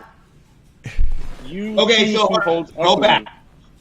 Did you watch the Trae Young versus the Knicks? Yes. Not every second, but I mean, But you saw them say "fuck you, Trae," and did you see him bow after he won the game? After he sent them fucking home, he bowed. You know why he bowed? Because I saw his quote. Yeah. Killer. He is mentally strong, and that didn't bother him, and he turned that into motivation. Mm-hmm. If in that scenario, and I'm not saying in the scenario that, and I'm not. If you're in the game and you fucking break down because they're shouting "fuck you," yes, at that point I would say, okay, maybe the league isn't for you. Okay. But if you're at home having a fucking shitty night because you just got your ass blown out and you played a shitty game and you missed the game winner, and average fucking Joe on Twitter keeps poking you and messaging you and adding you. It's like, shut the fuck up, you guys. Like, I don't need that. You don't need to do that. And learn how to fucking separate that. You're at home having okay, but that right there. Once again, it's a very dismissive response to mental health issues. Being an adult doesn't mean you don't have mental health issues and you can't struggle with these things. Being an adult doesn't mean you don't have these same problems. No, I get what I see what you're saying. You're basically saying that. No, and I get it. I think the problem, like, again, all of us are a little older. There's a huge age gap, so we automatically go kind of and stop fucking saying primal instincts. God damn it, you make us sound like that's the psychological term they use when you're having an emotional response without thinking. They call it primal animalistic thinking. We know we got that. Okay, but again, I mean, we kind of grew up in a totally different mindset. And what you're basically saying, and I get what you're saying. Like, he's not trying to say in an ideal world. He's not saying that he thinks the world's going to change. He's just saying that literally as if you're in there and you're saying "fuck you, Trae," and you're in the emotion, he thinks it's wrong, but he can kind of understand that. But if Trae Young broke down and started fucking crying and was like "fuck you, bitch," and this, then because it's different in the moment too. Trash talk in the moment is completely different. You can't really escape social media. Which I get too. You can't. Lamont kept saying turn it off. Like, you can't turn it off. On it, you really can't in this day and age because of how many people talk shit. And we've already said divine, and we kind of touched on that earlier. Well, I mean, you can turn it off for. No, think of algorithms. Think of algorithms. Think of algorithms. I open YouTube. No, because think about this, okay? Think of it like this. You're missing the entire aspect of the internet where take a break for 24 hours and take a break. But even then, if you cut yourself off from the internet.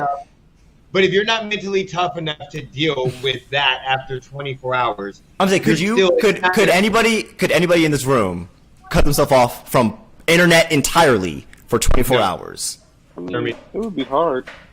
It'd be hard, right? Yeah, you could sure you could do it, but you would notice it'd be noticeably difficult, right?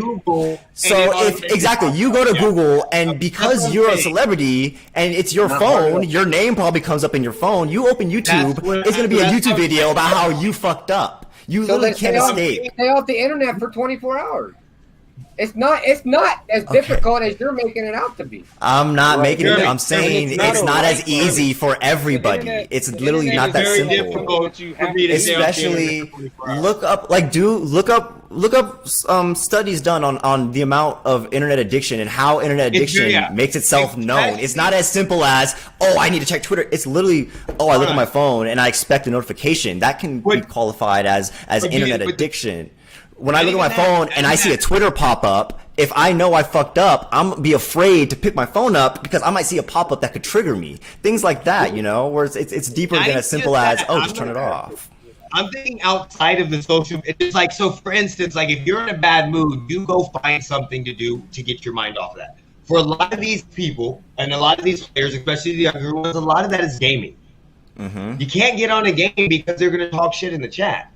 They're going to talk shit about if you're trying to live stream. Like, again, I get like, it's easier for us because we don't have everybody constantly talking to us. All eyes on us. Yep. I still think that we do celebrate.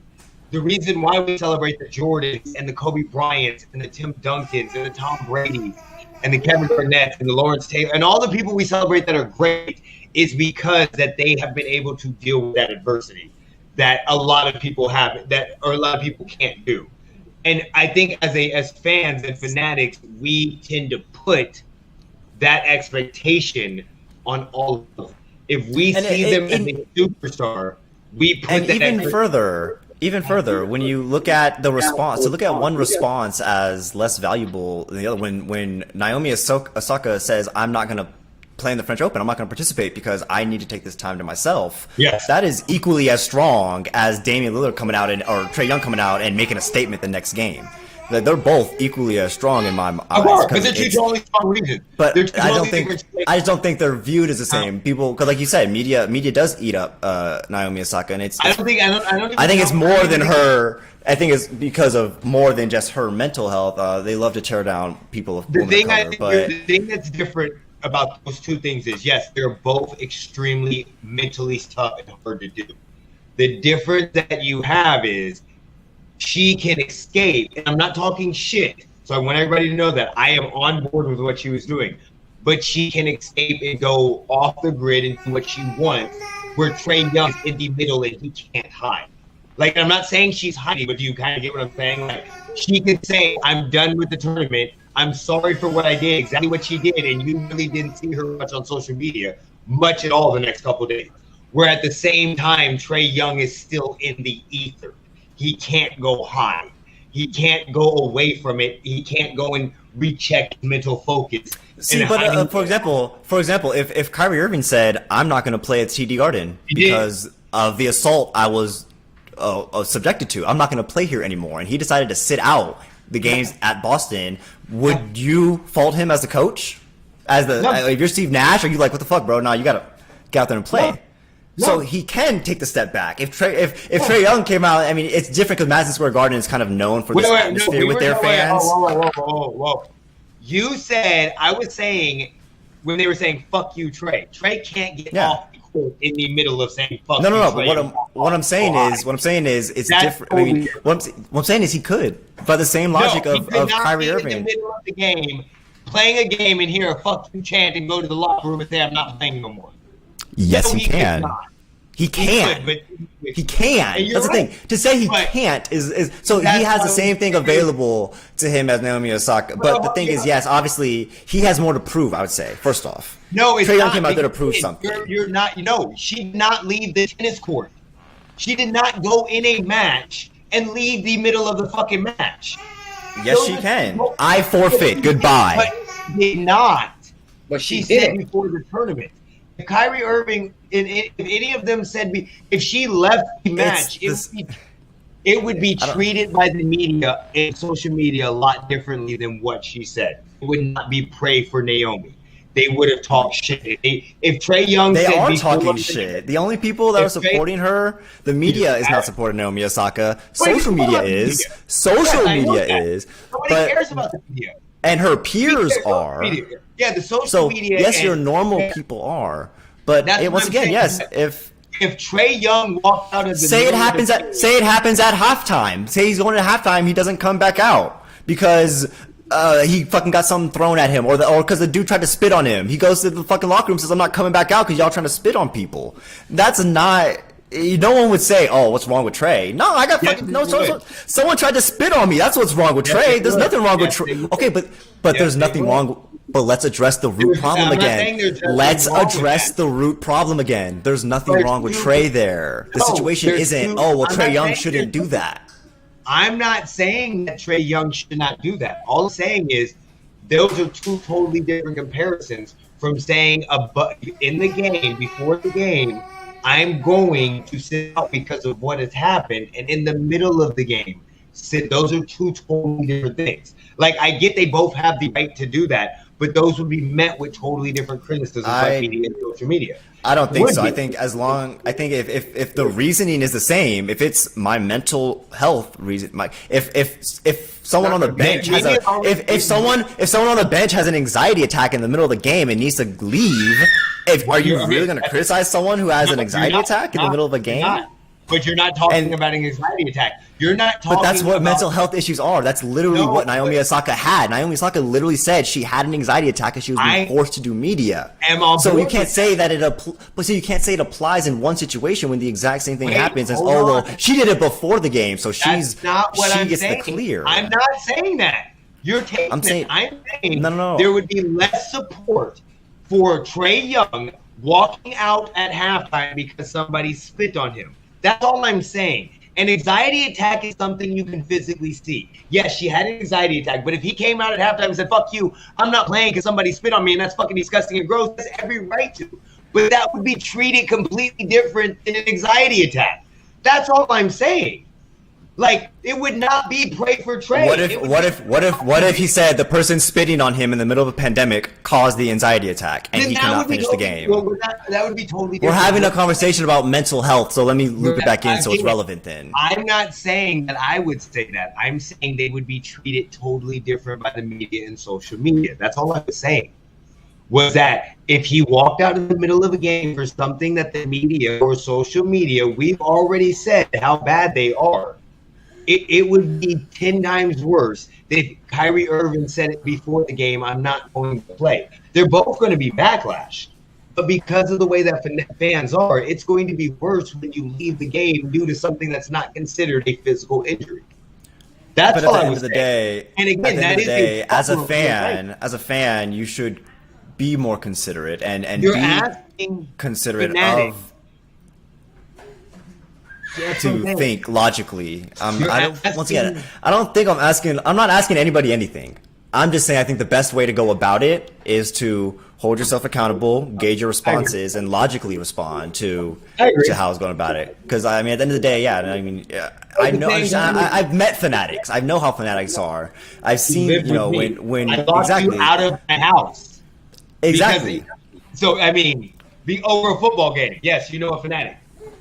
So, to not look at fanatic behavior as negative to mental health, I think is like you should look at fanatic behavior as negative because it's not completely negative and it's not healthy. It is. And while it's still good to enjoy, I'm not saying don't enjoy sports, don't be a fan. Like I love your wall back there, Jeremy. I love people being able to express the things they're interested in. It shouldn't be to the point where you're harassing other people over it. I think that's the key. No, you shouldn't let your. Trust me, if what do you talk mental health with me, there's a different story. What do you consider harassment though? Like if I say "fuck you suck," that's not really harassment. How is "fuck you suck" not harassment? Please. I don't think it's harassment. I think because you've maybe been so desensitized to it. No, but "fuck you suck" is harassment in every. The best way to look at it is if it's appropriate. If it's appropriate at work, Okay, but there's levels to harassment. Just because one level of harassment's here, one's here, doesn't mean they're both above the harassment line. Like if this is the line for harassment. But if me and you were playing a video game and you did some, the situation is different. The situation is different when you're in it. That's what I said. If you're in the game and you have, well, I'm a player and I say it to another player, it's okay. But if I'm a fan, I think trash. Well, yes. First off, not that you can't, but because I'm not gonna tell people what they can or can't do. But I do think that the player on the court with the other player has more right to trash talk than you at home. I think that's definitely the case. So if I work with you at the same job and I tell you you suck in your job, I'm good with that. I can do that. No, that sounds still like harassment. Because the scenario, because we are not in the NBA. If, for example, I'll give you an example. Let's use my job as an example because every job is not the same. Every job is not the same. If we were fucking waiters and you said you suck, waiter bro, I'd be like, okay, well, fuck you. I'm gonna go tell HR. If we were salespeople on the floor and you said you suck at selling, I would say, well, hey, do you have any tips? Can you help me? We're still a team at the end of the day. If you're the competing sales. Why wouldn't I what? Why wouldn't you do that as a waiter? I might. I could do that. I might do it as a waiter. The point is, we are on a team together. If you came at me and told me I suck as a team member, it's different than if your teammate on the bench said, "Hey, bro, you suck right now." You're not gonna have the same response if you're walking past the opposing team's bench and they say you suck. It's completely different.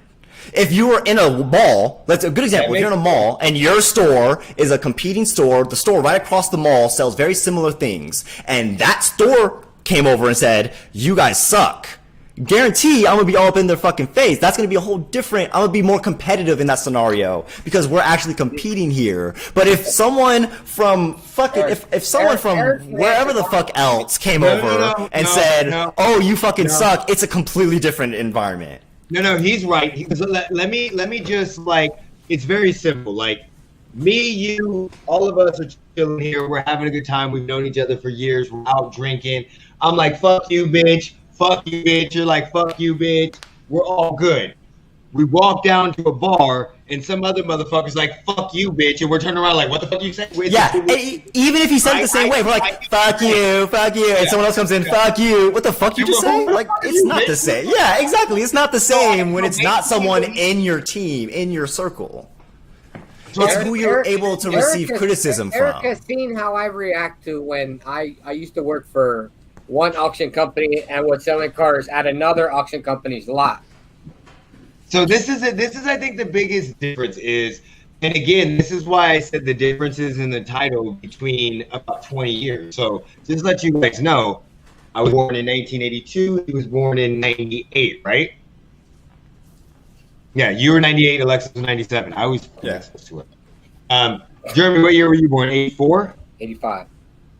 Well, beginning of 85. And Vince, who had to leave because his phone died, I saw him trying to plug it in. Maybe it didn't work. Yeah, he said this in the chat. I think his charger died. He's in between. So I graduated in 2000.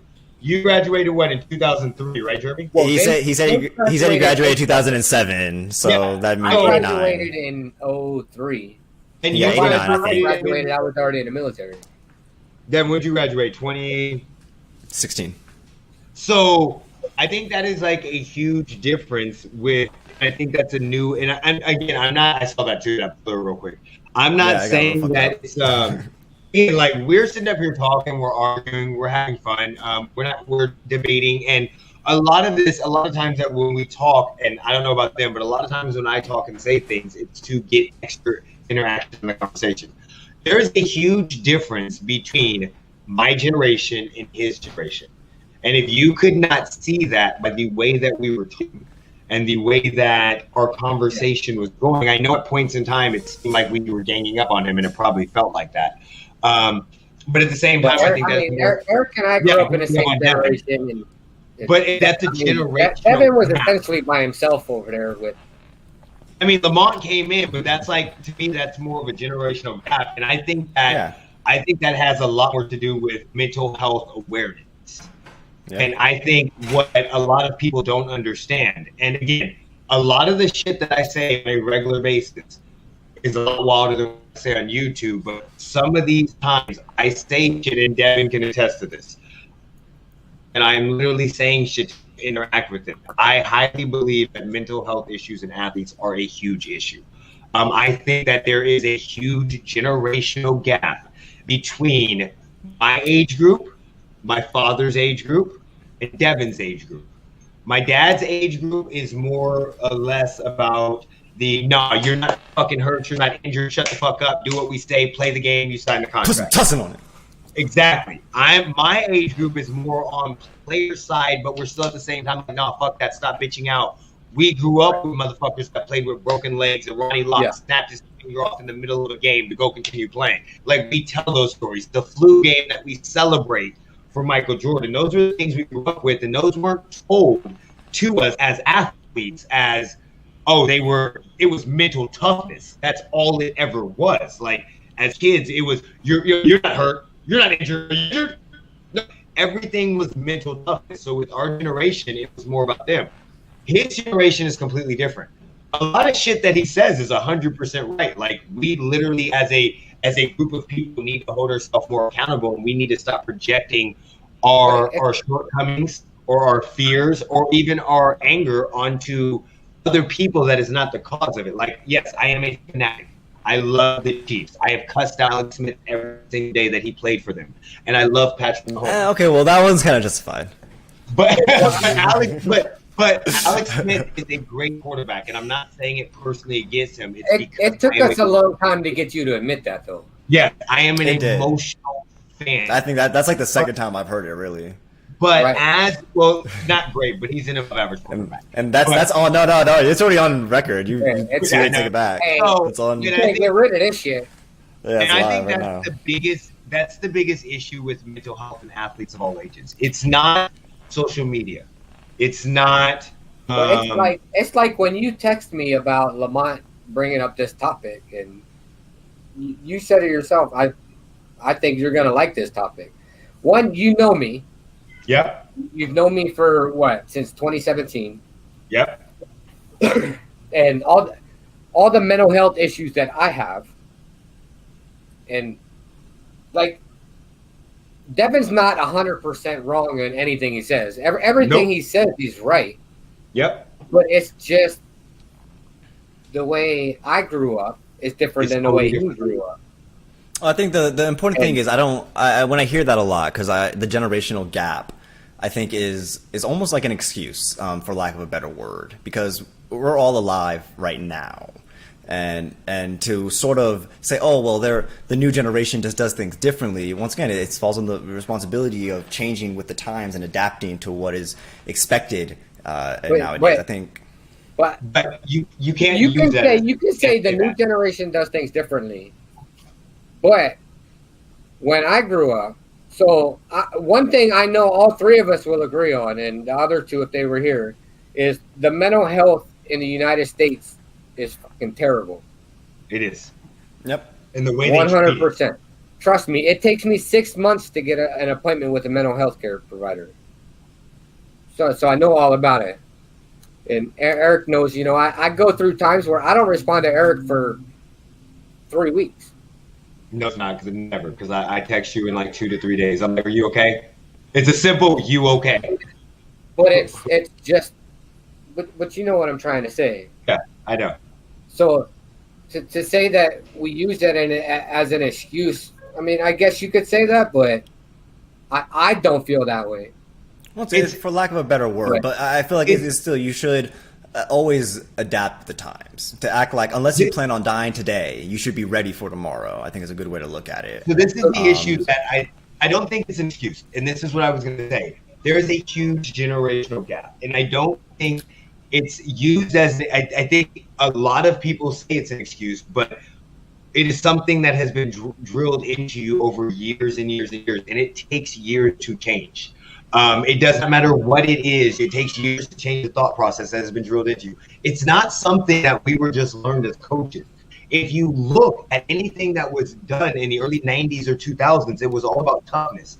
The hardest hits that the NFL is covering up now, that they used to have, the haymakers, the boxing toughs, the Rocky Marcianos, Rocky Balboa taking his ass whooping and coming back on top. Like, that was always what it is. And I don't even want to say it's like, it's not adapting. It takes time. And not even with the new generation, in this type of world, it changes very, very rapidly. Well, I think it's just the willingness to have the conversation. It's not. Well, and that's what we're trying to have. Like what you said before. We used these "get your ass beat, get back up." They're not even in these moments, these lowest moment type scenes in these sports films. They're not addressing the mental aspect of it. No, they're saying this person's beat up and they're going to come back stronger for it. But like I said, nowadays we are. It just needs to be talked about more. It needs to be considered more. One thing I can say is so like me and Eric's generation, I have a lot of mental health problems, PTSD, anxiety, depression, you name it, I have the issues. The only people that will sit down and have a conversation with me or another veteran or like an older player or an older athlete is normally the older people. The younger generation sometimes says, we're here if you want to talk, but then you go to have that deep, hard-hitting conversation and they don't want to hear it. Well, again, you're right. Well, I apologize. That is your experience, but I mean that's a pretty blanket statement. With some aspects, but me, I got lucky. Like I don't know how I got. It can't be a blanket statement if that's been an experience. I have an amazing, and he has literally changed my mind on a lot of shit. And I have no problem debates, and he will tell you I have a lot of old ass thinking. But the issue that, again, with our athletes, the gatekeepers, and I call them the gatekeepers, are the media. Until the media changes, these talks won't have any different. And when you say a generational gap is used as an excuse, these motherfuckers that are talking on media are a lot more than me.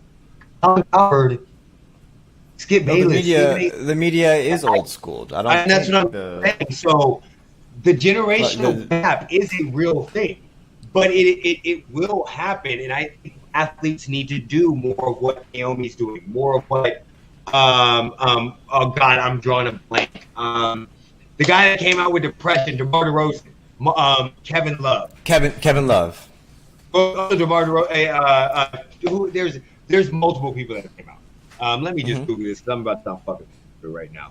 But I want to say it was DeMar DeRozan or. So I think there's a problem, and once again, to even go back, I think it's sort of to do with. Something I wanted to address when you messaged me about this topic was, first off, the person leading the way, the people leading the way in these sort of talks. Paul George. Yeah, Paul George. The people leading the way in all these conversations, leading change in sports, it's always women. Anytime something's going to change in sports, it's really up to the woman to do so, because men just kind of are stuck in like this. The way the sports are ran, I feel like, is only, the people in power are these older men, and when you look at, if you look at like homosexuality in sports, it is way more common than it is. Like there's a way more closeted people in sports. But in women's sports, it's way different. WNBA, you have, or in women's soccer, you have these couples even that are like star-crossed couples, that are like these stories, almost, and Brianna Stewart. Exactly. So back into mental health. I mean, with Naomi Osaka doing this, when Serena Williams decided not to play because she was pregnant and they weren't giving her Nike, she pulled out of her Nike deal, I believe, because Nike wasn't putting in. She asked for essentially stipulations in her contract that because she's pregnant and because she's an older woman, that she may not be able to perform the same way. And they were saying, he's like, no, fuck that. And Serena Williams pulled out of her deal with Nike, I believe, because of that, because she wasn't able to have the security of herself. Yeah. So it's always the woman who generally lead the way in these conversations in leading change, big change in sports. So I mean, with Naomi Osaka doing this. That's with all Naomi it is. Osaka doing this. Yeah, exactly. With everything, not even just sports. That's all. That's with everything. everything. They were able to vote. Men are gonna keep it. Men are gonna keep it how it was. So I mean, prohibition, women. That's where I think if we have this conversation again on a podcast, it needs to be male mental health versus female mental health. This is what I think. I think that's why I think female mental health is in a really healthy spot. More attention than male mental health.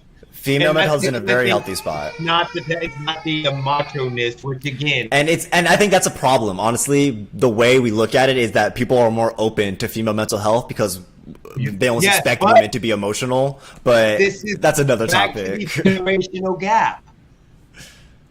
Mental health is going to change in sports when the gatekeepers, which right now is the media, and it is not social media, because you said yourself, Naomi, as soon as I saw that, I literally sent out prayers. I'm with you 100%. Like, I understand how detriment it is, and I've lost plenty of matches or games where I thought I would win, and I would hate for somebody to stick back in front of me or have to go out and play a tough match and do all that. So I completely agree with all of that.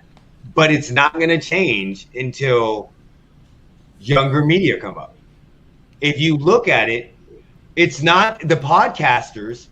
A lot of podcasting community, a lot of the younger social media. It's the gatekeepers, that are. You see Rachel Nichols on ESPN will never talk shit about her. Yep. Mike Greenberg on ESPN won't talk shit about her. But then you see other places where it's like, no, why is she not going here? Golf Channel or Tennis Channel, why is she not doing this?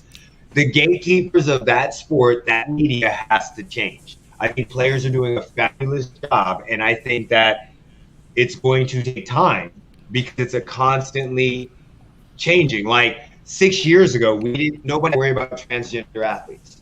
And I'm not talking shit or anything like that. That just wasn't something that people worried about. Because you don't have to let us know you're not talking shit. I don't think we're gonna assume you're talking. You've done that a few times. Like, I'm not talking shit or anything. So, but it was very rare. Like, and it changes consistently. Like 15 years ago, we would not be talking about mental health in the NBA and how it's affecting them. We'd be talking the total opposite. So I think because it so rapidly changes in this section of this generation, or with the internet or with social media, that adaptability is a key feature. But until generation gaps get kind of closer, until we get pushed the fuck out, and I mean this in all niceness, like Shaquille O'Neal and Donovan Mitchell, you don't have what it takes to be a star on national live TV. And he's like, oh man, I was just giving him some tough love. Nah, dog, you don't need to do that. Like, I understand it. I'm from your time frame. But nah, that wasn't the mark, man. That's not how you do that. But that's what you're going to see. So I think that mental health needs to be taken way more seriously. I think more athletes need to do what Naomi did and what Marshawn Lynch do. And that's how it's going to change. Like, that should not be the way it has to be done. Yeah, I'm going to say, it sucks that they have to take fines. To speak out but that's what happens. That's how every change is. Anytime you want to change the main public perception, you have to get dirty. It doesn't matter if you're talking about women's voting, civil rights, it doesn't fucking gay rights, transgender. It doesn't. The protests we had this year, if you want change, you got to get dirty. So if you're asking players to take the mental health part seriously, which they all do, and you want the media to, they got to talk about it. The Black Lives Matter did not become taken seriously by the NBA and all that shit until Milwaukee said, fuck you, we're sitting out. They could have lost the game. They could have been fined. So if we want mental health, like, yes, it is the responsibility of each individual person to try to be more accountable for what they are. But realistically, the people that are going to make the changes are the people that have the most reach and the most accessibility. So if they want the changes, 9 times out of 10 is professional athletes. They're going and again, there has to be more conversations that Kyrie have. Yeah, do I think Kyrie Irving's weird? Yes, I fucking think he's weird. I don't think he's weird for any word. Use another word. Use another word. Honestly, I think he's interesting. If you had to have one person, strange is less loaded. Right now, I think your best candidate to speak out, even though I can't stand the motherfucker, is Antonio Brown. Shut the fuck up. Yeah. Antonio Brown needs to not talk to anybody. I can't stand him, but I think Listen, that's I'm just saying this right now. Every person who left Pittsburgh, everything that he's gone through, our two people that have left Fuck Le'Veon Pittsburgh, Bell. high profile. Fuck Le'Veon Bell. Yeah, they both could be fucking mental health spokespeople because they got a lot to say about how they felt. I think for the mental health issue, I think mental health in athletes is at a all-time high. I think they deal with way more shit than we deal with than 20 years ago with social media and all of that shit. But at the same time, that's the big one. That's the big one. Yeah, again, but at the same time, I think they're the only ones that are going to change it. It's yes, we should be accountable. Unfortunately, they're going to be the only ones that can. But you're asking 7 billion selfish people to be fucking accountable. Like again, most people are selfish, and they don't. I can tell you, it's going to take professional athletes because us veterans have been talking about it for years. Exactly. Well, again, look at what happened. We've been talking about male mental health for numerous years, and nobody listens to us. Nobody cares when we say it, but when a LeBron James or an Antonio Brown or a Trent Brown or somebody like that, people listen. Well, just look how the narrative changes when athletes do things, no matter what it is. Whether it's you can take years ago when they were talking about, we get shit talked about us, and we saw it in the Last Dance documentary, and now people were throwing shit at them, and now you have somebody dump popcorn on somebody's head, which is disgusting and really nasty because you don't know what it had into it. But the whole media world went crazy. And it was no longer talk about, it's just a little popcorn. You deal with it, you make money. It was literally like fans are out of control. That the athletes need to take the same stance Naomi took. So a few things with the whole thing. I'm glad those fans who have caused all the disruptions. They need to be arrested. All of them. No, they have. Some of them have. The Boston guy was arrested for throwing the water bottle and charged with assault and battery. Assault with a deadly weapon. Could you imagine having assault with a deadly weapon on? No, it's a dangerous weapon. I looked it up. It's assault with a dangerous weapon. Oh, dangerous weapon, not deadly? No, it was assault with a dangerous weapon. And it was a water bottle. Any lawyer would get that off. That's why I was like, it's a fucking. Imagine having that on your record. It's a dangerous weapon. Yeah, it's assault with a dangerous weapon. So, but imagine being in prison and being like, I got arrested for throwing a water bottle for. Exactly. Yeah, like. That'd be the equivalent of like those people they beat the shit out of them, come into prison. It's like, child molesters get their ass beat in prison, things like that.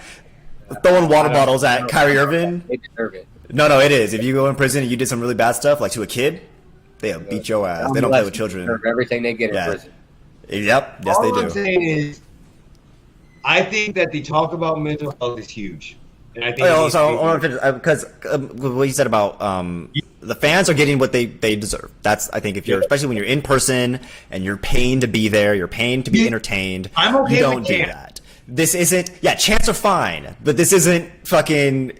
You're not throwing tomatoes at the end of the play. That's not what this is. Not what this is. Throw roses only. I mean, but if we go back and just who we're holding accountable, I mean, Skip Bayless. I hate Skip Bayless. I've never liked Skip Bayless. He's a terrible person. Horrible person. Just mean guy, right? And he thrives off of people calling him mean. I'm sure you keep freezing in the best position ever. I'm sure I call Skip Bayless mean, and he gets a random erection right now. But like what he had said about Dak Prescott. Was it last year? Dak Prescott said that his brother committing suicide just took a huge toll on him. He's like, you have to be like, no, that's terrible. That is the worst possible take anyone could have had to someone saying my brother's suicide took a toll on me. Your old white ass still talking about and that's what I'm saying. I think we just need to cycle in people. That's what but you can't. Those are the games. But that's holding. Because at the end of the day, we can hold as fans. I want to go back and agree with something that you and Vince said, because you said we can't critique them because we're sitting at home. We can, but I think it's not necessarily critique. It's holding them accountable once again, and that extends to the media too. We don't look at the media and say, well, the media is going to do what the media has to do, because if you let the media know that you don't agree with what they're putting out, if the backlash was big enough, Skip Bayless could have been fired right then and there. That could have literally been it. They could have dropped his ass off the network. They've dropped other people. People getting dropped for worse. People have been canceled in this cancel culture. People have been canceled for less offensive things. Both of them have writers for Fox and ESPN that write half their shit. Yeah, I don't believe that. I believe that was his genuine thought. I think he went off script for a moment, and that's why something like that was able to come through. You could say something like that about Dak Prescott. Say hi, Devin. Hi, Kat. Yeah, no, I think holding the people with the way to beat the generation gap. Well, yes, the players are going to be the leading charge. I mean, not giving those people the time of day and the clicks, the views, the ad revenue. You know. Well, I mean, that's always going to happen because unfortunately, the players are going to have to be the leading charge. Well, no, I agree.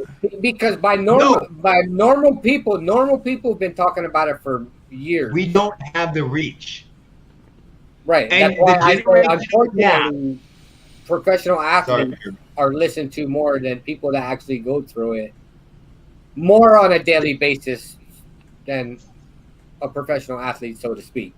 And when I say generational gap, I don't mean between me, you, and German, because we don't have any input. Yes, if I fucking go on a rant and say somebody sucks and they see it, they will probably fucking cancel me. Okay, but at the same time, I'm not even that important yet. But at the same time, the generational gap is media, because that's where, unfortunately, a lot of sports fans get their taste from.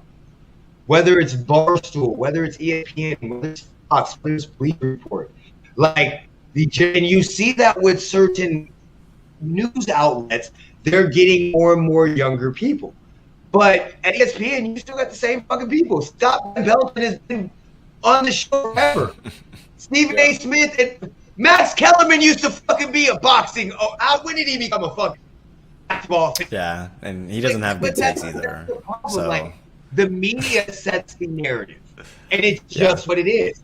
JaVale McGee was called stupid and ignorant, and everybody thought he sucked. And even Steve Kerr said the media set the narrative, all of the other dumbass trolls jumped on top of it. Even if we hold ourselves accountable, we're still going to have the section of people that you have to believe what media says. That's how we got fucking the 44th or 40th president elected. You'll still have that section of people that have. I'm talking about Trump. I don't know about the right president. I'm talking about Trump. Yeah, I think you corrected yourself. You said 45th. Yeah, it's 45th, right? Yeah, 45th. Yeah. So actually, I think we took that number. They took that number out of the. I heard president, and that's when I stopped listening. I knew who you were talking about. You don't have to say which one. But that's the issue, like the generational gap in media. Why is it? Kansas, come here. Why? Stop. Kansas. What are y'all doing? Oh, my dog. I don't know if my dog and my cat are about to fight. Well, I don't know or if they're about to make love, because my dog is putting her butt in my cat's face, and my cat's male. And so my cat's on the stairs. Is the cat's the dominant here? Okay. The cat's on the stairs, and my dog. I was gonna ask which one was the top. So somebody's getting something. I figured. I looked at Kansas as a power bottom, so that makes sense. Oh, that just killed. Okay, I see. So, but that's the issue. The gatekeeper is a generational gap. If there's a generational gap between me and you, there's a generational gap in all media. If you start paying attention to a lot of the media that is promoted, they are very similar people. Like, I love Chris Berman as an ESPN analyst, but why is he still fucking doing Chris Berman's 2 minutes? Why? So I think players need to take the lead in mental health. I think they need to make it more known. What they did with the Black Lives Matter protest, and what the women did with the WNBA did with the Georgia elections, and what they did with the Megan Rapinoe, what she does with all of he hates her. What she does, he gets her. I was like, what just happened? So So what she does with all of the help and everything, but again, I think that until the media gets younger on most of your stations, including news, like when's the last time you seen a news? I mean, I've said this before. Okay, this is a bit off topic, but I mean, I don't think like once you hit a certain age, like the retirement age should be like 50. Just get motherfuckers out of there sooner, because. Like, no offense, I don't want to be ageist. That's the thing I try to avoid. I don't want to say like, oh, they're not capable of making decisions. But that like, means I gotta retire. I look at politicians is the big one. I look at politics, and I'm like, these motherfuckers are ancient. Some of these people were born in the 1940s. Like, what the fuck? How are you born in the 1940s, dictating what happens to 12-year-olds today? You know, how are you passing laws about children when you haven't had children in 60 years? You know what I mean? Like it's hard for me to look at 97 fucking years. Like, bitch, exactly. Like, just go die. I mean, but like, just go lay down. Just give up. You don't have to be a politician anymore. I think the sooner we cycle through, there just should be like, you know, you can only be in politics for like till you're 50. Hey, just cycle them through. It's a different story. Like, yeah, they almost expect you. They expect you to be old. Yeah, the nepotism and all that fucking... part. They expect you to be old in politics. Yep, you got to be like 35 to even be the president. No, let me get a 24-year-old president with an OnlyFans. That's what I want. That's the change we need. President, vice president next year. I don't know if you want some. Maybe does the vice president also have to be 35? No, I don't know. Can I be your vice president? Wait. I'll be running mate. Me and Eric have had conversations about this. You don't want to be his vice president. Your whole job will be fucking smoothing over shit that he fucked. I'm like, going,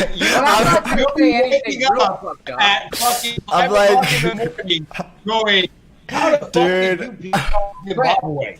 But it's funny. It's funny. You have to deal with me telling people they're fucking idiots or they're retarded or. Yeah, dude, I can do that because like they'll be like, "Hey, the president called me a fucking idiot," and I'm like, "Wow, must have been fucking dumb if the president had to formally declare you an idiot." I don't know.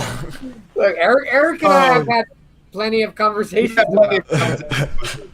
Okay, so back to anybody else got anything to say about mental health? I'm sure we'll have to have another topic about this. Nah, go. The only thing I'd say in a couple months. We'll have to. I don't have anything now, but I think we'll have to have another podcast that talks about male mental health versus female mental health, and go deeper on those two. I say we see because you know, into Jan, so probably about football season. Because that's when basketball season will be starting up, and you know you'll have a lot more changes. And the NBA is a very, very progressive league, so they might institute some new shit without it's over. Yeah. I think for mental health, I'll just say go get help. Go talk to somebody. Don't be ashamed. Don't be nervous. That's the difference between me and a professional athlete. I can't afford to. If I wasn't a disabled veteran, I couldn't afford to go just get help. Yeah, that's the problem with the United States is. I fully agree. Yeah, athletes, the healthcare system is more than a travesty. Yeah, but as a professional athlete, you have the assets to go see whoever you want, whatever healthcare provider. I mean, nobody lives a perfect life, no matter what resources the they only have. Reason everybody's going to have.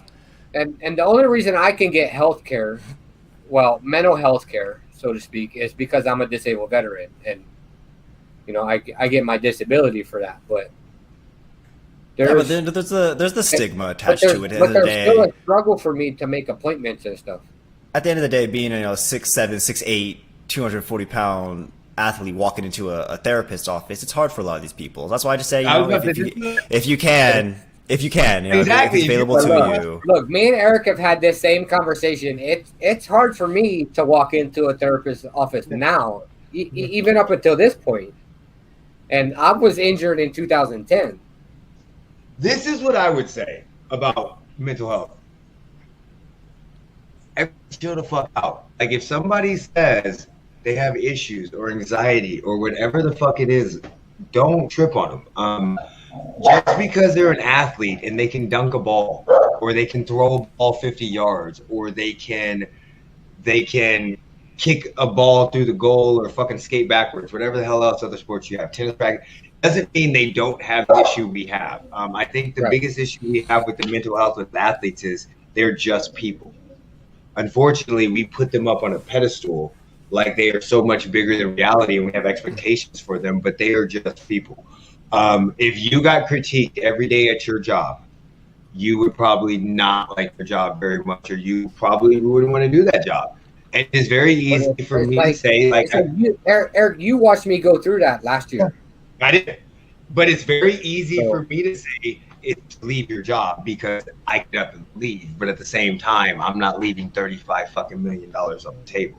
It's very easy for me to go find and that too. It's to say like, why don't you just go do the job? It's like, no, average Joe can fucking make my head hurt because he's talking shit, but he's not talking me out of my money. Let's not be crazy. It's like Eric just watched me go through it. I left $120,000 a year job and didn't have a job for 6 months. Yeah, I still don't have a job.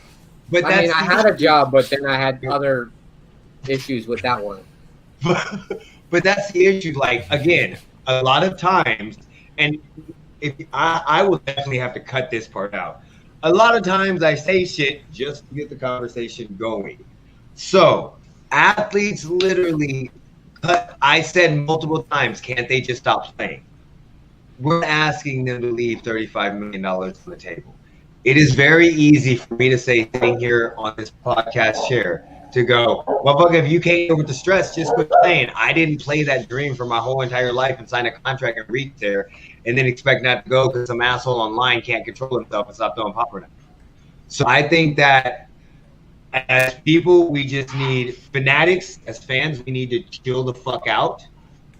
As players, you need to learn to decompress away from the internet, which I'm not saying is impossible. It's hard. It's easy. But I think as fanatics, as me and you as an example, like, yeah, we need to chill the fuck out, but you can't expect us to not have those knee-jerk reactions. Yeah, but that's what I'm saying. Like, a tweet is not a knee-jerk reaction. You're not going to say opening your phone, opening Twitter, typing out a message, and hitting tweet is a knee-jerk reaction. Nothing on the internet is a knee-jerk reaction. You have plenty of time. It is. You have plenty of time from the point of thought to internet to stop yourself. Okay, no, there's plenty of time. But what plenty of time.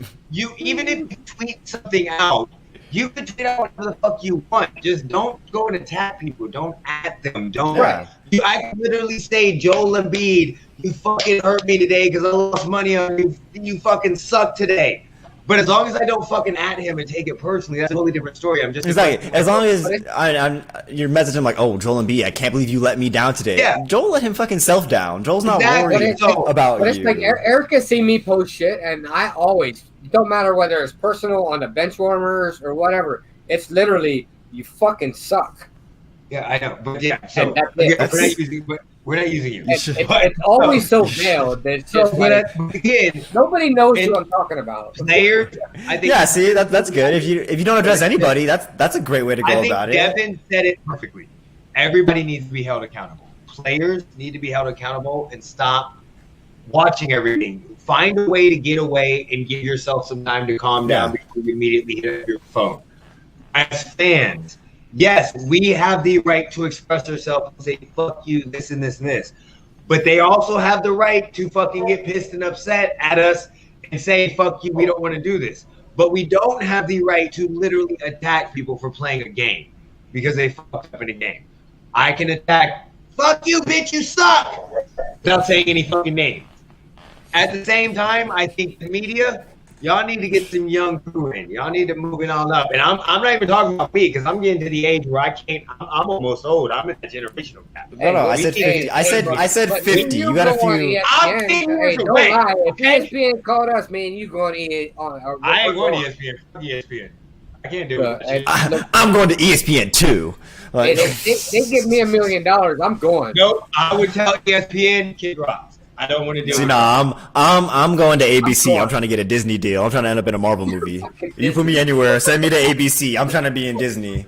I'm gonna be a voice of the next fucking Disney king. Watch, you gonna see me in 2026, animated voice. Some shit. Exactly, yeah. That'd be crazy. I'm like, yeah, I'll record from a studio in Disneyland. I get done, I step outside. That'd be Make good. sure you guys check out our other videos. Our NBA podcast will be coming out this week, the cut-up videos. They'll be coming out Thursday, Friday, Saturday, Sunday. I think there's 4 of them. Deontay Wilder video will be coming out next week. And